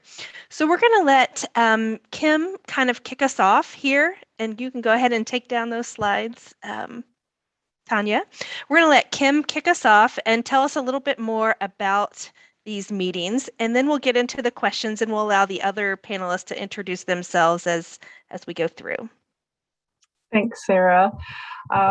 So as Sarah mentioned, she was part of our first group that we got together a couple years ago, and our group collaboration sort of just came out of several groups in the community that we were a part of, starting with the local Child Care Resource and Referral, the Child Care Resource Network, the Early Learning Coalition that the United Way leads, and then the local schools and Head Starts. And so as Sarah said, I'm the On My Way pre-K project manager for that region, and part of my role is to go out in the community, market On My Way pre-K, talk to providers and support them with the pre-K enrollment.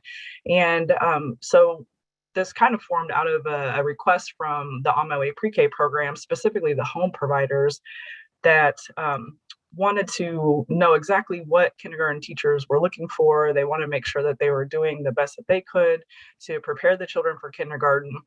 And the feedback that I got from a lot of the providers is that they just kind of felt isolated and were really unsure about what kindergarten teachers are expecting, and they wanted to get in the same room with them so that we could create those relationships and so that everyone could be on the same page. And so we decided to hold spaces for the early childhood educators and the kindergarten teachers to network, and then also offer them professional developments. So our first meeting was back in 2019, and like Sarah said, she came as a representative of the Department of Education and spoke on the kindergarten standards. We also had a panel with the local Child Care Resource and Referral who spoke about the early learning foundations. And so that was a nice kickoff, kind of a set the baseline to make sure everyone was kind of on the same page. And it was a really great event. It was very casual, a lot of conversation. We allowed a lot of time for dialogue between the kindergarten staff and the early childhood educators. And we got really good feedback. And based on their feedback, the group said that they would like to see these types of meetings continue. And then we also asked them what sort of topics would they like us to highlight next time. So we set a goal to do these meetings quarterly. So the next meeting was in the fall of 2019, I believe. And the topic of discussion was developmentally appropriate practice. So we got to invite Megan Purcell, the clinical assistant professor at Purdue. And so she came and we did an evening on DAP practices. And again, just held a lot of time and a lot of space for dialogue, questions, networking, and interactions between the two groups. And so we did have a third meeting planned for April of 2020, but that got canceled, unfortunately. So the next topic that the group suggested was self-regulation in the classroom. So that was going to be our topic of discussion. So we that was it. So we've kind of stopped, unfortunately, due to COVID, and we are just wanting this to continue as a community, and we're looking to see how we can continue using the transition values and to be able to continue to build on what we started, and hopefully have these groups sustain these relationships. Perfect. Thanks so much, Kim, for giving us a little background on that. So we have a few questions for each of the panelists. So I'll ask the first question, and then we'll have Sarah answer, Anne, and then Amy. So the first question is, what priorities are you currently focusing on that you have found to be successful to support children and families in their transition to kindergarten? And if you can share an example or two. And Sarah, if you could go first. Great. Thank you for having me today. And I do want to give a shout out to Kim. She did an amazing job getting this going, and we're excited to see how we can move forward with this partnership.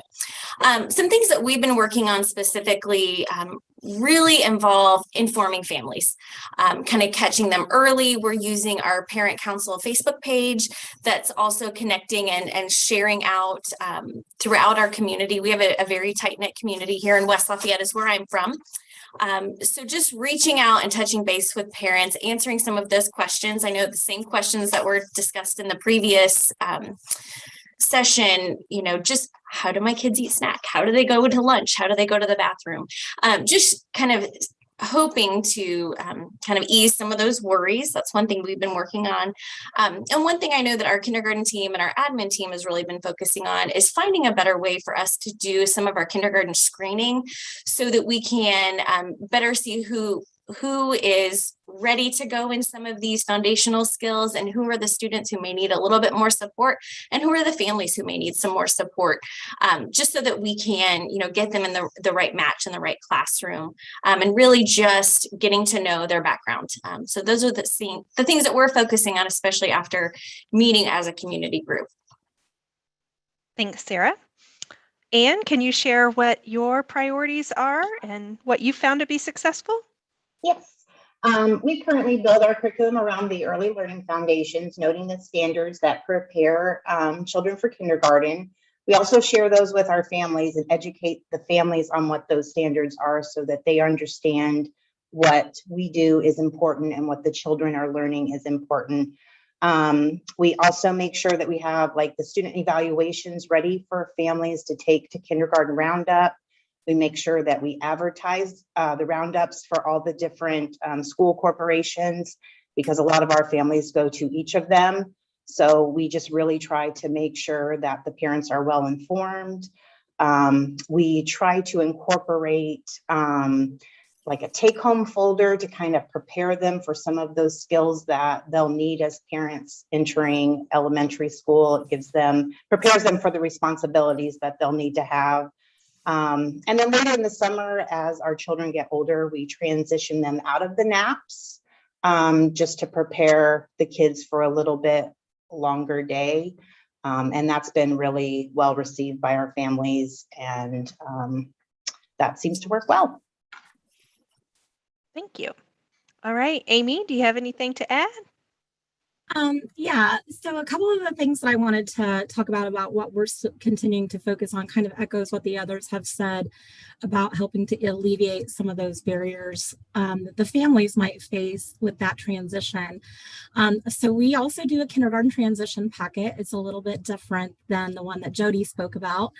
Our kindergarten transition packet consists of the necessary paperwork that the families will need to register their child for kindergarten.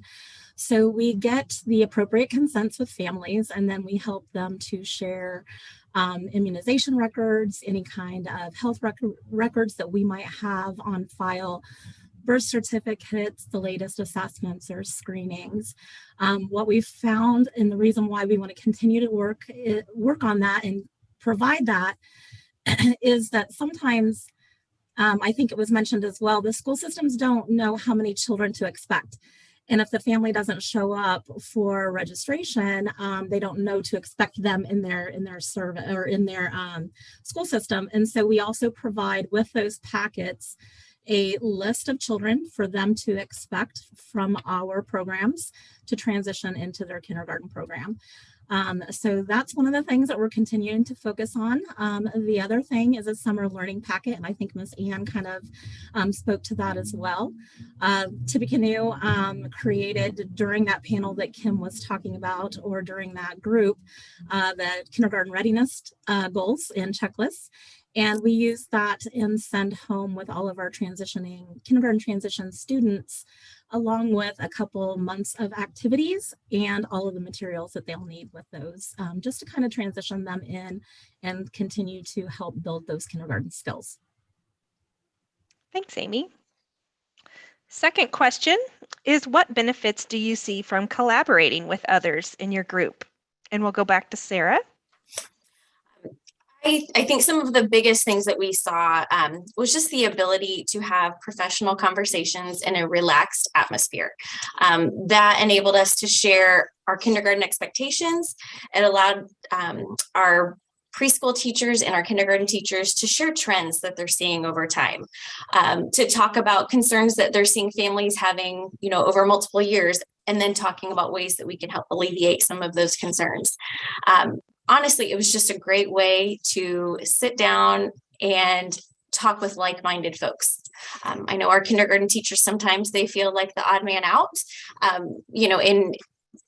they're in a very different world than some of our first, second, and third grade teachers and students. So it was nice for them to get to hear somebody that's kind of working through the same things.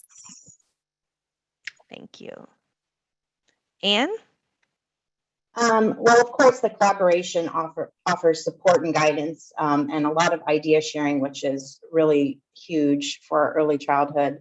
For us here at Grace, we have a lot of parent educators on our board. So we have that nice connection of what we are doing well and maybe some things that we can improve on. That's always very helpful. And within our county, a lot of the directors are fairly close knit.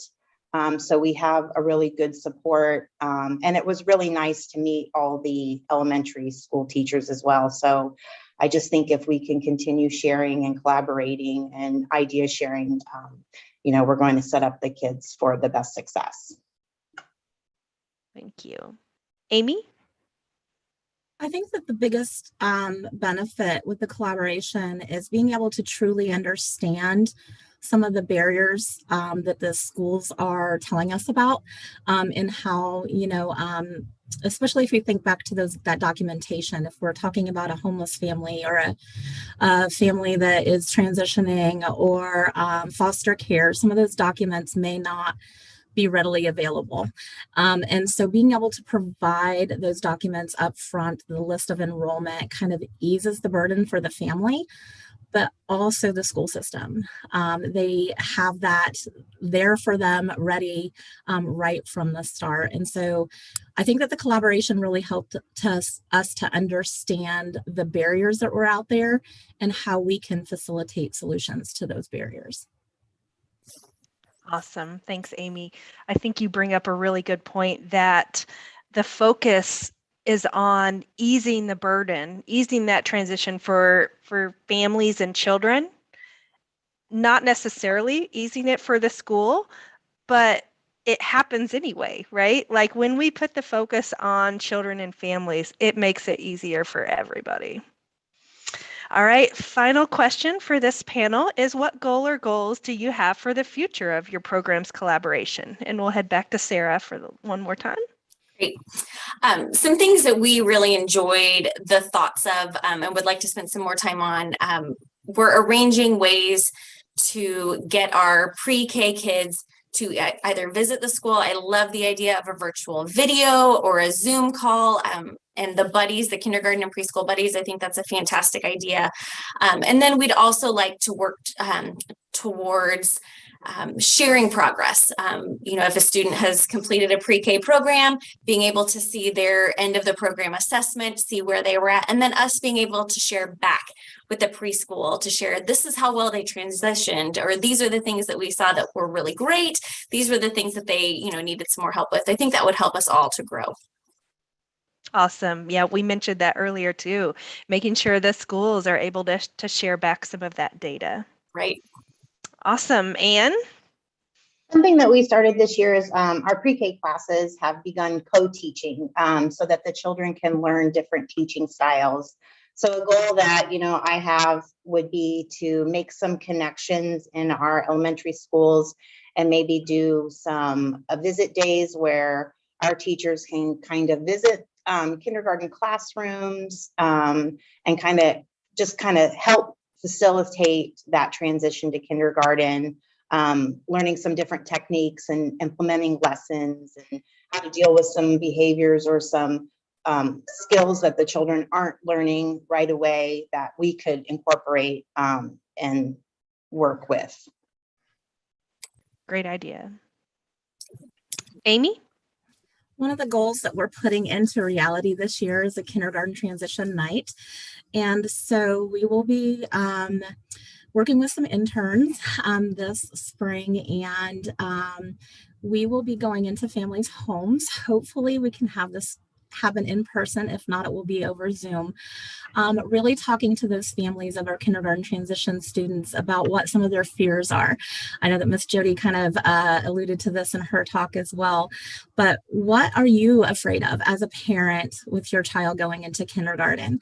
And then putting together, a list of resources, people that they can reach out to, events that they might be able to go to that can help alleviate that fear with our parents as well as the children.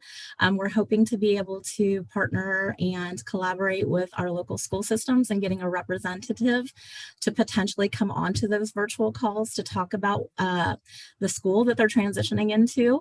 And so that's something that we're working on currently, and it's something that I'm really excited about. I had hoped to do this a couple of years ago, but then COVID happened and we kind of had to put everything on hold. But I'm excited about it because I think that it will help continue to show parents how important it is for them to be involved in their child's education, and getting that started straight from kindergarten. I think it's going to be impactful, I hope. Absolutely. All right, well, that's the end of our Tippecanoe County panel. I just want to thank you, Kim and Anne and Sarah and Amy, for being with us today and sharing some of the work that you've been doing there. Sarah, I appreciate that. And Martha Ray is shouting out some great exemplars for Tippecanoe County. So you all are making wonderful inroads here. But I also had a question. that came up in the chat, and I think it refers possibly to something Kim mentioned about a packet, that transition to kindergarten packet in Tippecanoe County. And she was wondering how a home provider could possibly access something like that. Can we address that question? Sure. Yeah. So thank you for the question. And that is a great question. I was sitting here thinking that myself about, so I think Amy from Bauer Head Start actually mentioned that they send home a kindergarten readiness transition packet to their families. And I think maybe going forward, that could be a goal of our county too, is to have that become sort of a universal tool that we could share with all the preschool programs, and that we can share that out. So currently, I don't know of a universal transition packet that we have in Tippecanoe County. I know the Bauer Head Start is working on that, but we can definitely keep the group posted if we do develop a universal transition packet, or if any other county has one. I think that would be huge, and I definitely agree what Jody was mentioning, that there really needs to be a connector to get this off the ground, and other communities, if you're interested. I sort of took it on based on, as a representative of the On My Way Pre-K programs, but as Ann mentioned, we do have a really tight-knit early childhood director community and program community. So it just kind of came about organically in our community, but it does take a lot of work, like Jody said. And so going forward, we definitely want to continue to try to identify who's going to continue to facilitate the groups and what makes the best sense in your communities. I appreciate that. And you jogged my memory too, Kim, and it needs all the jogging it could get in some days. But Arletta, that might be something you might want to do is to go to Jody's website to see what it is that they have within their on their website. So that might kind of give you a jump start of something there as well. So that might be helpful on that. Okay. It was one key component. Okay. Again, too, just making sure that everyone understands legal release of information for early childhood educators to share documents with for kindergarten. So always, always, always, consent is always at the top of that in data, any kind of data sharing. Jamie, thank you for the reminder. It is so important that we keep that in mind. Thank you. So, all right. Well, you guys are doing an amazing job of staying on time and on point. So we are going to move right on to the next panel, which is the PACE Community Action Agency. And I'm going to see if I can share this again.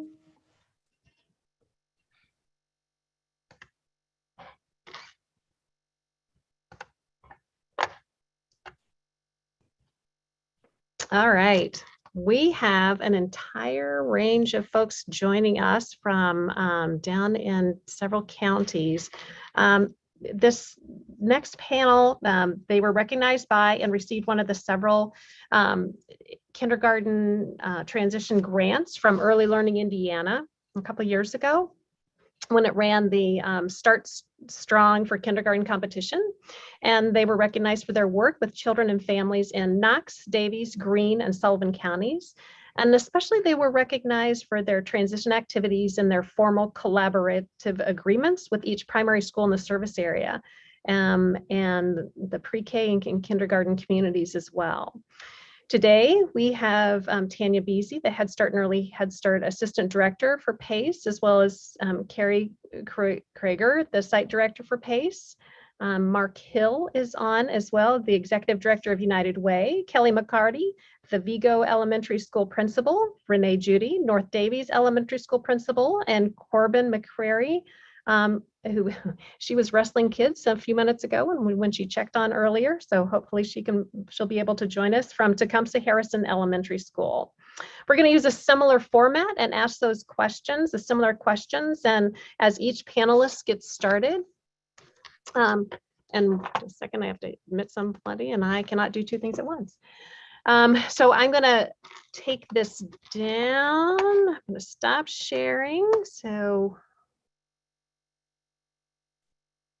okay, and Jennifer Myers also put a kindergarten readiness booklet for families, and she dropped that into the chat. Thank you, Jennifer. That's much appreciated. All right, so we are also going to start out on this panel, I'm going to start with Tanya and Carrie, and I'm going to have you give just a little bit of history about the grant that you received and how that came about and what happened after that and how it initiated it. And then I'm going to just have you talk a little bit about what your priorities are for you're currently focusing on that you have found to be successful, and just kind of give a couple examples of those. Sure thing. Thanks, Tanya. Well, when we first heard that Early Learning Indiana was, looking for these innovative ideas to share across the state, we were, of course, excited because we see this as one of our strength areas. So we were excited to be able to share what our practices are. As you can see, is how many panelists we have. We do have some strong collaborations with our public school and our community partners. So that's one of the things that makes it successful for us. We did write back for it in August 2019 and was awarded in that October of 2019. We do have those collaborative agreements that Tanya kind of mentioned. We have them in all 4 of our counties, and we do have rural and urban county cities, I guess. And so we have a cooperative agreement with every school system within our 4 counties. Those collaborative agreements really talk about the cooperative efforts that we together will provide for those educational services for children and their families. The activities really promote that parent involvement piece and provide those opportunities for students and families to successfully transition into the public schools. One of our main goals is just to make that transition as seamless as possible and that we can. I was just going to also add that we felt that our kindergarten transition processes could be shared out with other counties, very easily duplicated. So we are excited for the opportunity to share some of the things we're doing. And there's nothing better than getting ideas from another program and hearing their successes. You get a lot more buy-in with that process. And of course, like Tanya mentioned and everyone else, we couldn't do any of this without the support of our community partners and our local school systems. Thank you. I think we're going to jump to Mark. And Mark, I'm going to have you introduce yourself and then just kind of explain a little bit about what you all feel like your priorities are and give a couple examples. Okay, so we, of course, our education committee is one of our stronger committees that we have at United Way, and we are just in Knox County in Indiana. So we collaborate with PACE and the school systems. Part of our goal is to try to work to connect the preschools in our area and the kindergartens. And we have a spring and a fall roundup where we bring preschool and kindergarten teachers together around a particular topic. We've done some things on autism. We did some things on early learning. We've done some things with sleep, the importance of that, which led to another project that we're doing. We do a kindergarten jumpstart program, and the newest program that we have, which I really like, is our Bedtime in a Box program. I don't know if others are familiar with that or not, but it is targeted for 4-year-olds and 5-year-olds in our county. We started with 5-year-olds and tied it to our kindergarten jumpstart program. So every kid that completed that program earned one of these kits, and it teaches parents the importance of a regular bedtime routine, including oral hygiene and most importantly, getting read to at night. So it has a really nice group of books. And it also has a kit in there, both for the 4-year-olds and the 5-year-olds, preparing them for kindergarten. And then we work hard to make sure that the parents are following through with that once those are implemented. So I think that's been a really positive program, and we're getting some really good feedback for that. Thank you. I appreciate that. We will move next to Kelly McCarty at Vigo Elementary School. And again, just kind of if you could share some examples of what you all are doing. Well, I've been fortunate to be a part of PACE for a number of years now through the kindergarten transition program.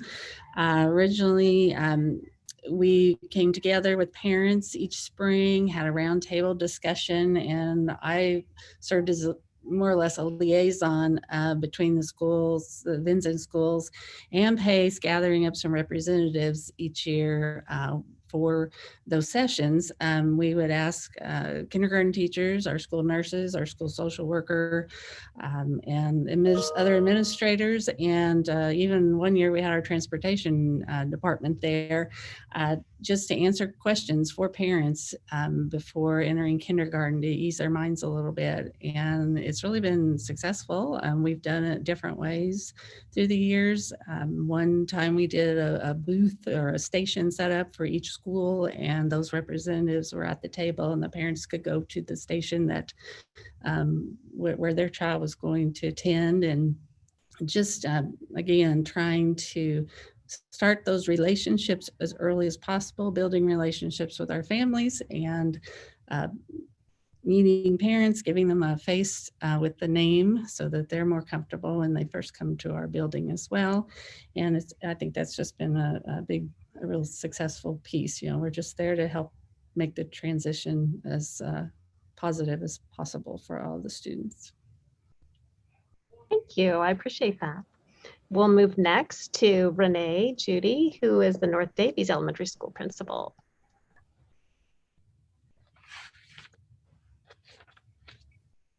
Mrs. Judy, you're muted. Yep, I'll be the one that does that. So hello, everyone.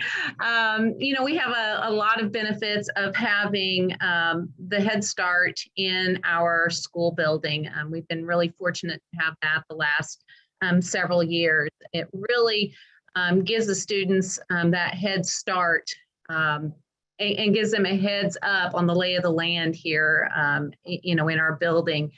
They get used to seeing, you know, they get playground accessibility. They get access to the meal service, the cafeteria in our building. And they get to see other students role model, you know, in the cafeteria and eating. You know, the staff gets the benefit of custodial services here in our building. The Head Start staff, we share out our workrooms with them. They have access to our tools, and the kids just get to see, they get the benefit of seeing staff faces every day, day in and day out. And so that's not as a scary thought for them coming into school the following year. And then when the following year comes and they're in kindergarten, they really feel like they're leaders within their classrooms. So we really appreciate that positive. It just gives an opportunities to, you know, the resource teachers here that we have. They can better easily provide services and resources to you know, the teachers and the students of Head Start who, you know, students may have an IEP. There's better collaboration opportunities here at school where the PACE Head Start teachers can collaborate with our kindergarten teachers in regards to expectations, incoming expectations, and not just, you know, state expectations, but the expectations here at our school. The students get to visit, you know, kindergarten classrooms. In fact, their Head Start classroom, they're identical in the setup and layout. So it gives them that little jump on how they're going to, what they're going to experience the next year. Thank you. I appreciate that. We'll move next to Corbin McCrary, Tecumseh Harrison Elementary School kindergarten teacher. Corbin, are you still available? I'm here. Can you hear me? Yeah, I was giving a math lesson earlier, and they were all very curious to who I was talking to. It was pretty funny. So I have kind of a unique observation on Head Start and kindergarten. I used to work at Head Start. I used to worked there for about 2 years before I came over to the public schools. So I actually had the experience of touring a kindergarten classroom as a Head Start teacher, and then the next year having Head Start come and tour my room the next year. So I actually have a really unique observation on that. Carrie did ask me to kind of talk about my quote. She asked me how I felt when I have a PACE student in my classroom. And I told her my quote was, I feel at ease about when a student has come from PACE, Head Start, I feel at ease. I know they've been in a school environment, and I know they're ready to learn from day one. You know, from when they come from Head Start, they already know how to get in line. They already know that social environment of being in a classroom. And it's just, you know when a kid has been at Head Start. And I just have a really fun experience with that. And she also asked me to talk about the field trip and how it's important to that student. And I think it's really important because when they're in Head Start, they may have that teacher for a year or two, and they get real comfortable with them. And I think it's really nice that they get to come into our classrooms and kind of understand, oh, this is what they mean when they say I'm going to kindergarten. And this could be my teacher, and this is what my classroom could look like. And I think, the Head Start teachers can be like, we're getting you ready for kindergarten, and, tell them, but they don't fully understand until they do come take that tour around our classroom. And I think it puts them at ease also, and probably their parents too, whenever they go home and tell them that they saw their kindergarten classroom, and they're probably excited for it. So I think that's about it. I think that's what she wanted me to talk about. If you have any other questions, I don't mind asking. And we'll cycle back. So you just stay tuned. Okay. All right. Okay. So now what I want you to think about, and we'll kind of circle back and start with the new one. What benefits, or we'll start with Tanya again. What benefits do you see from collaborating with others within your group? You obviously work well with these folks. So Tanya, I'm going to start with you. What benefits do you see in collaborating with folks within this group? Definitely, for sure. And Tanya, we had talked about this a little different as we were all just going to kind of pitch in, but I'm there. Everyone's doing wonderful. So then we definitely have got all these different examples that are tremendous and that we do have in place. And we are fortunate, as Mrs. Judy talked about, we're in her school system. We are fortunate to be in 2 different school systems in two different counties. And that really is a great thing. We understand that's not doable in every school system, but we are very lucky that it is in 2 of ours. Really, the collaboration of this group opens up that dialogue and that communication. So we all are on the same page. We have the same goals. We do a lot of different things as far as sharing training opportunities, discussing any new curriculum, and I'm sure Kelly's going to talk about that later. Some of the things that they do in kindergarten, well, then they can tell us, so we can get our teachers kind of on board to look into those curriculums too, see if there's a preschool version, because a lot of times there is a preschool version versus the kindergarten version. A lot of cross training we do, and that's a huge benefit. Thank you. Carrie, did you want to chime in? I had a couple of things I hope to get a chance to add with that. I do write what Tanya was saying there at the end. The opportunity to cross-train is wonderful. Some of our pre-K classrooms are advanced, ready for some kindergarten things, and same thing with kindergarten. Maybe they have some lower functioning students. So when we have that opportunity to share the same types of trainings that we can all benefit from, it just makes so much sense. We've been some successful opportunities in the past, and we're really excited to be able to use some of this funding to be able to offer some more curriculum and trainings for both parties. But the last thing I was going to talk about was Corbin was mentioning field trips. We don't all have the benefit of having a Head Start in the elementary schools, so we want to make sure to bring those kids to the school. So we have looked in our community as finding places that can secure transportation to allow the children and teaching staff to visit their new school. So right after they've gotten assigned for school, they're excited about that. Parents are excited. Then we take them on a field trip, and it's a really big relationship as you're kind of handing off your children to the new respective teachers and school corporation. And everybody's been so wonderful about greeting them at the door, bringing them in, showing them around. If they get a chance, they will let them spend a half an hour or so in the classroom, do a shared activity, partner up with another kindergarten buddy. And then they usually always end the field trip on a positive note, of course, at recess, getting to see the school. If they can have a snack, they've done that in the past, but it's just been a wonderful way of showing them that kindergarten's not scary. And by bringing their respective teacher, then they also have that security there as well. Thank you. Great points. I appreciate that. Mark, I'm going to ask you about the benefits of collaborating with the folks in this group. Sure. Well, it's been very, very helpful. And then I would even go one step further and say that in our education committee, we try to include other members of the community, including the library and the Purdue Extension people for financial literacy. And I am passionate about infant mental health. I served on the state Mental Health America Infant Mental Health Committee. And so we brought a physician in, a pediatrician from Riley a couple years ago, Dr. Swigansky, about the importance of infant mental health. And, we look forward to trying to return some of those kind of programs to the community. So I know how extremely important it is. And this collaboration across multiple partners really assists us in that effort. Thank you.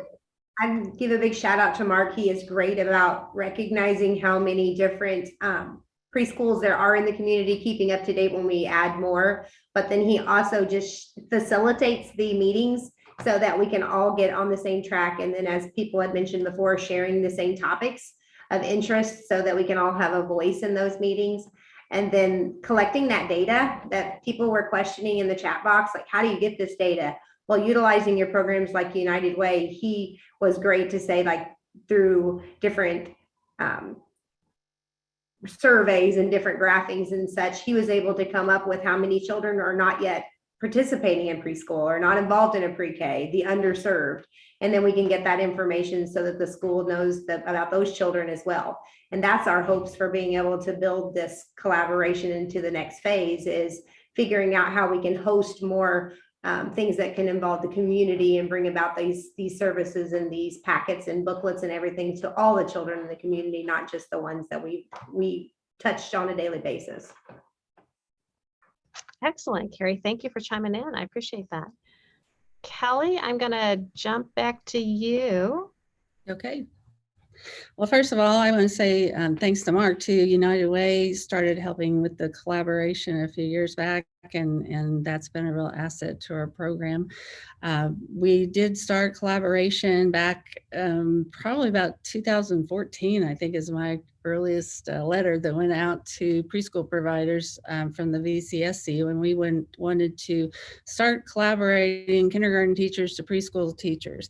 A lot of that came about when the Indiana academic standards changed, and we realized that now many things were being taught and considered a preschool and part of the foundations as opposed to a kindergarten standard. And we wanted that communication between the teachers saying, okay, now, this is different, and we need to be talking about, how we're going to roll this out. And it's been a wonderful thing. We started sharing, we had some speakers come in, like Mark was saying, through the years. We've done things on literacy, things on PBIS, even sharing.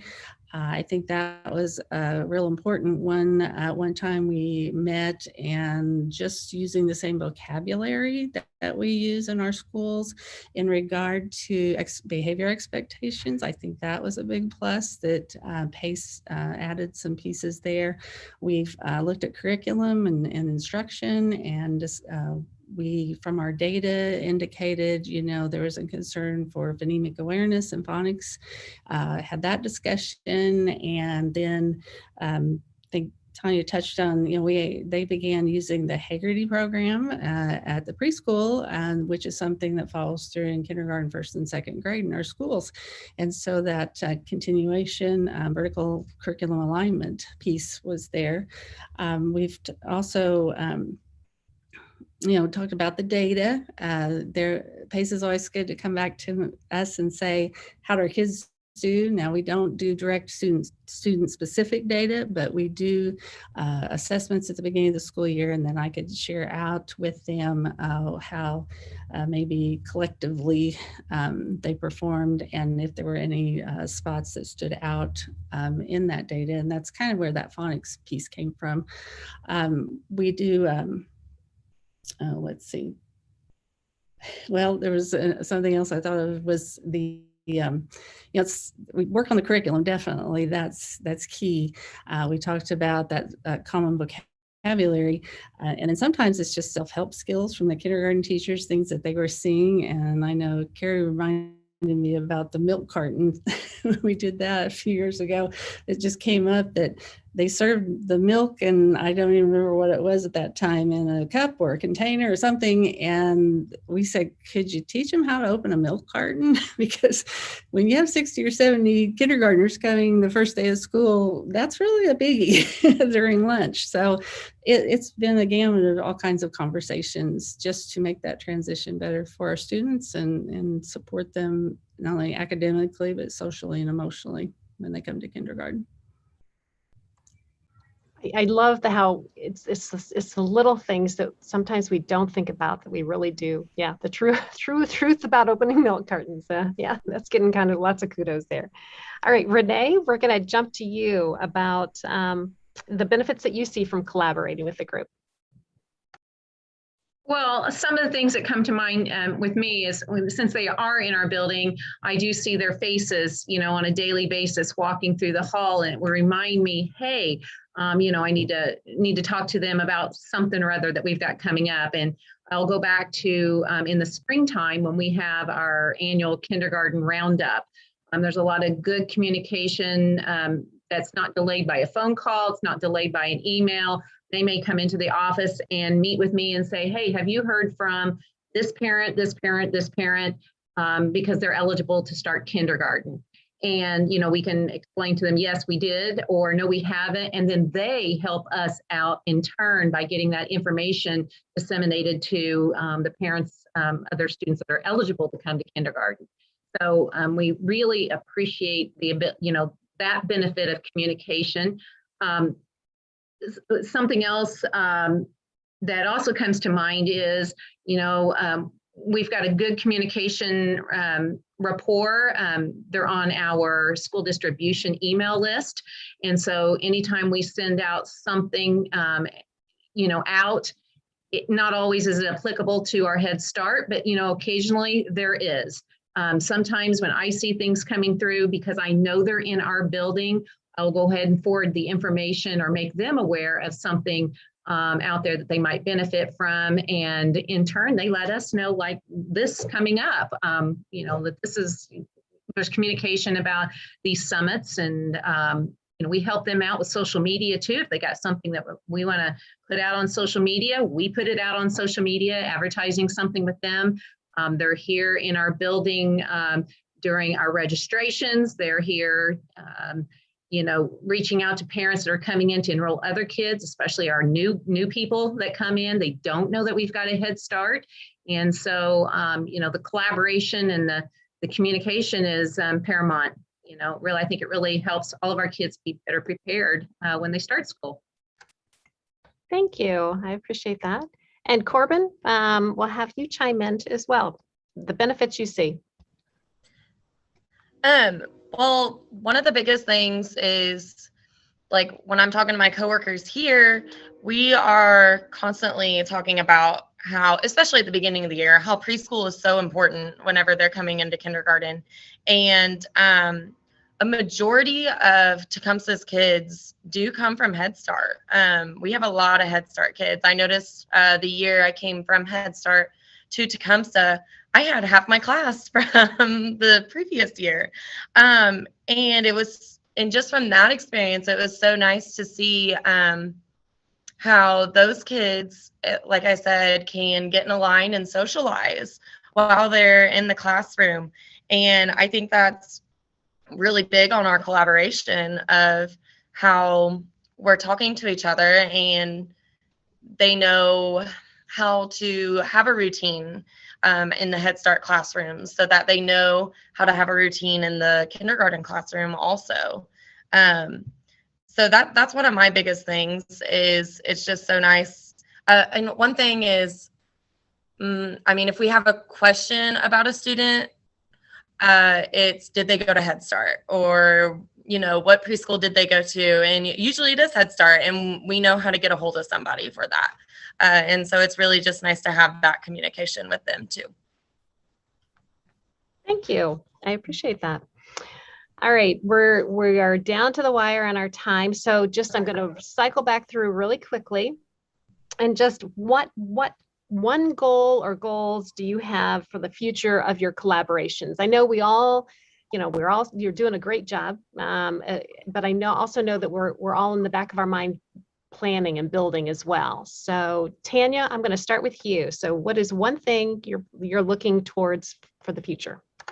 We really have talked about wanting to expand, not just including Head Start in all of these collaborations, all of these different meetings, the transition meetings Kelly talked about every year, doing something more community-wide, so that more than just PACE Community Action Agency families and children are benefiting, but the whole community of all the children going into the kindergarten can benefit from. So really, that's what we've kind of wanted to use this money for. And then COVID just doesn't allow us to get together in big groups. So we still hope to make that happen, though.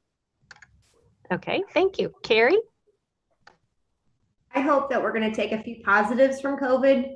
I know that there's sometimes some days that are harder than others, but we have learned to teach families how to use technology, how to communicate things when you can't run up and talk to somebody face to face. So I think that we'll be able to be stronger with that, with being able to reach them in other aspects. So for training, and same thing as being able to utilize our websites and Facebooks to be able to extend invitations and such to all those representatives, as Tanya mentioned. Thank you. Mark? I would just say I'd like to, be able to continue to grow the number of the youth eligible for the Bedtime in a Box program. And, we went from 5-year-olds to 4-year-olds. This year we grew the program in the North Knox area. So we'll continue to look for those opportunities to collaborate. Thank you. I appreciate that. Kelly? I just look forward to continuing discussing curriculum. As we learn things, being able to share out the changes. We've had some changes over the last year too, but we haven't been able to get together. So I just look forward to continuing to build and grow and learn from each other. Thank you. Renee? Probably a more broader type goal. I think it's just the end is we're just educating the leaders of tomorrow. And, we're wanting our students to grow up to be citizens that contribute positively to our communities. And I think that's the goal of all of us. Thank you. And Corbin? Yeah, I think one of the goals, like Kelly said, is curriculum. And she kind of brought up Heggerty, and I think that helps a lot. Heggerty is really big in our school system, and it is with Head Start too. But I think we could expand even more on, what is expected for our testing, like our DIBELS and our TRC, and maybe communicate a little more on that. All right. Well, thank you so much. And I truly appreciate you all taking the time to share what you have been doing as a group in an area. and as a collaborative, obviously working together and working well together. So thank you so much. I am going to take just a minute here and see if I can pull up so we can wrap up some things. Again, I want to thank everyone for joining us today. I want to especially thank the presenters and the panelists, because I know you took a lot of time to be here and to share. And I know that it's hard to find time in the day to get what you need to do. And now you're sharing additional information with us. So thank you. We appreciate it. You have received all kinds of accolades for what you're doing. So thank you for all that you're working. I want to do a quick reminder just to keep those transition values in mind. I think we all keep them in mind and we think about them when we don't necessarily think about them, but they're important and we build on those. I also just want to take a minute and say thank you. Thank you for being here today. And I want you to think about what you've heard today that you think you can put into action going forward. So find something that we've talked about and you've heard about today, and I would encourage you to put it into action down the road. And we will do a follow-up with some links that have information in them, and I appreciate it very much. And I'm going to give you 5 minutes back in your days, and thank you so much for all you've done.